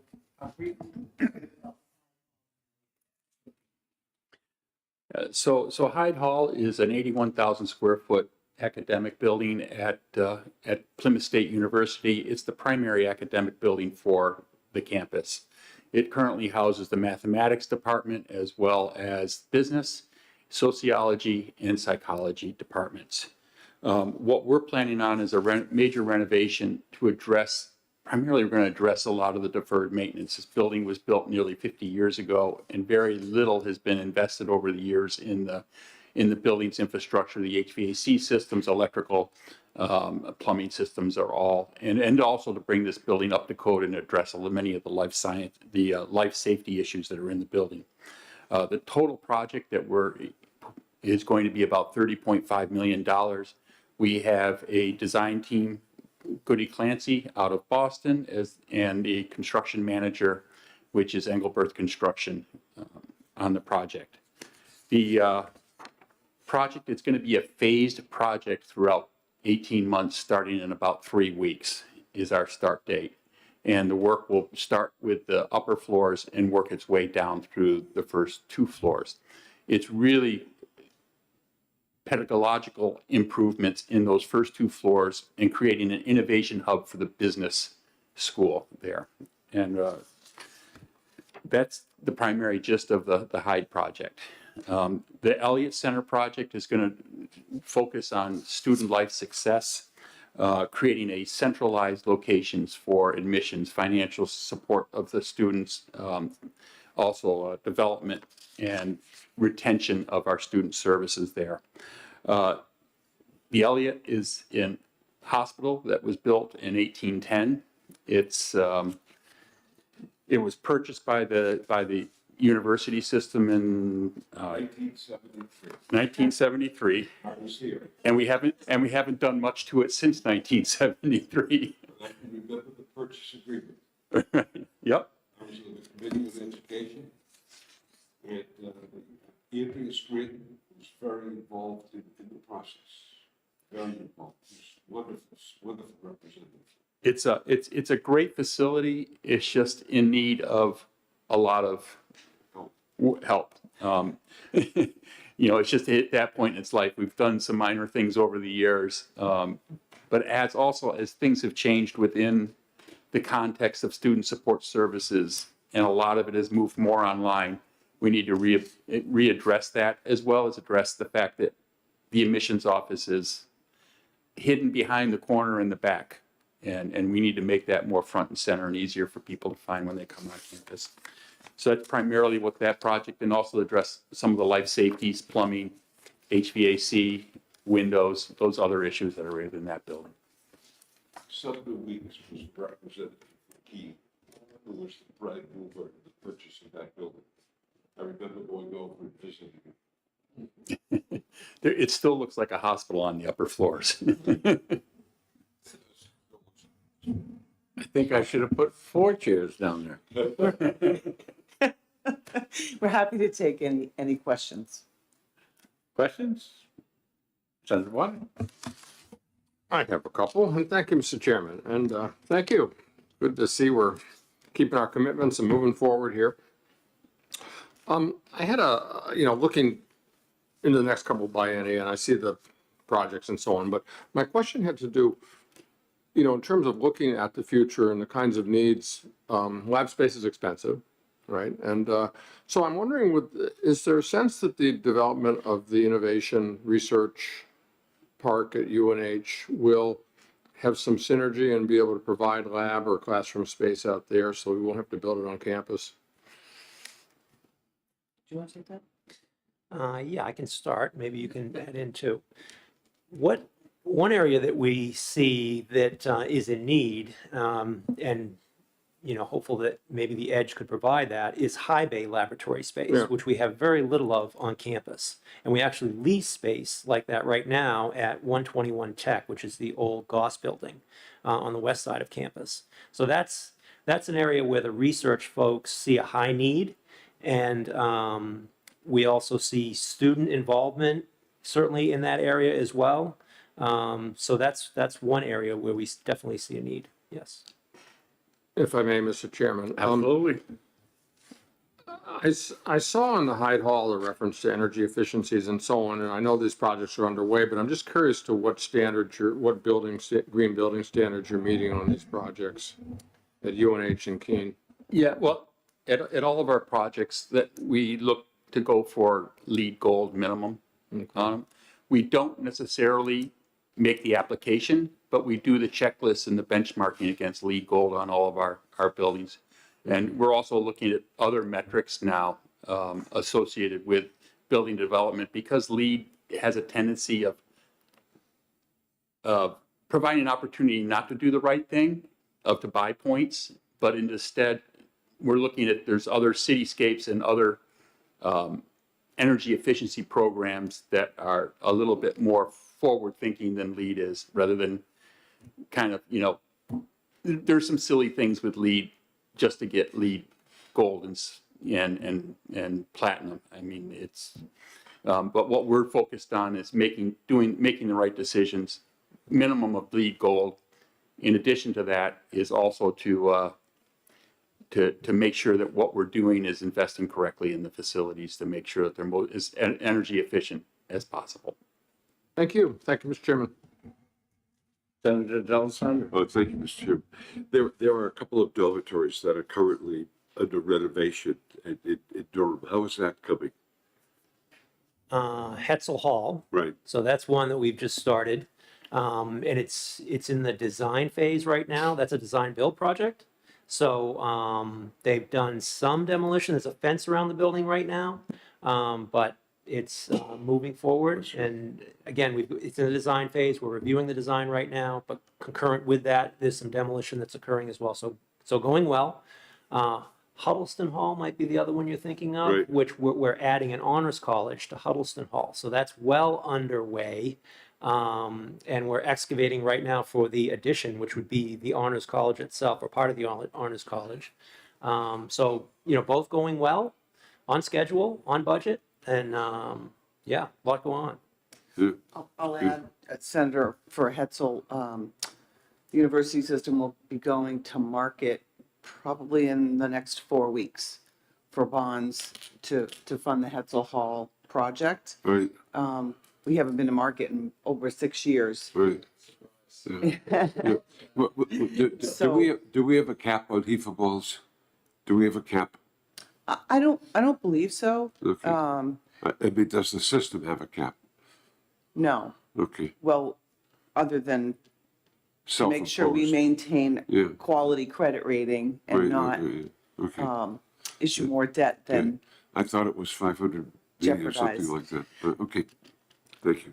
There's $500,000 in the statute for like a line of credit, but not, that would not be through HEFA. Right. We've never used that, Right. but Okay. Thank you. Thank you, Mr. Chairman. Seeing no other questions, back to you guys. We thank you very much for your time. Again, we would ask that you support the governor's recommendation and House adopted budget for $17 million for the university system in the upcoming biennium. You know where we live, so if you have any questions, never hesitate to reach out. Thanks so much. Nice to see you back. We miss you over at DOT, I'll tell you that. All right, final comments from committee members? None? Our business of the day being complete, we are adjourned.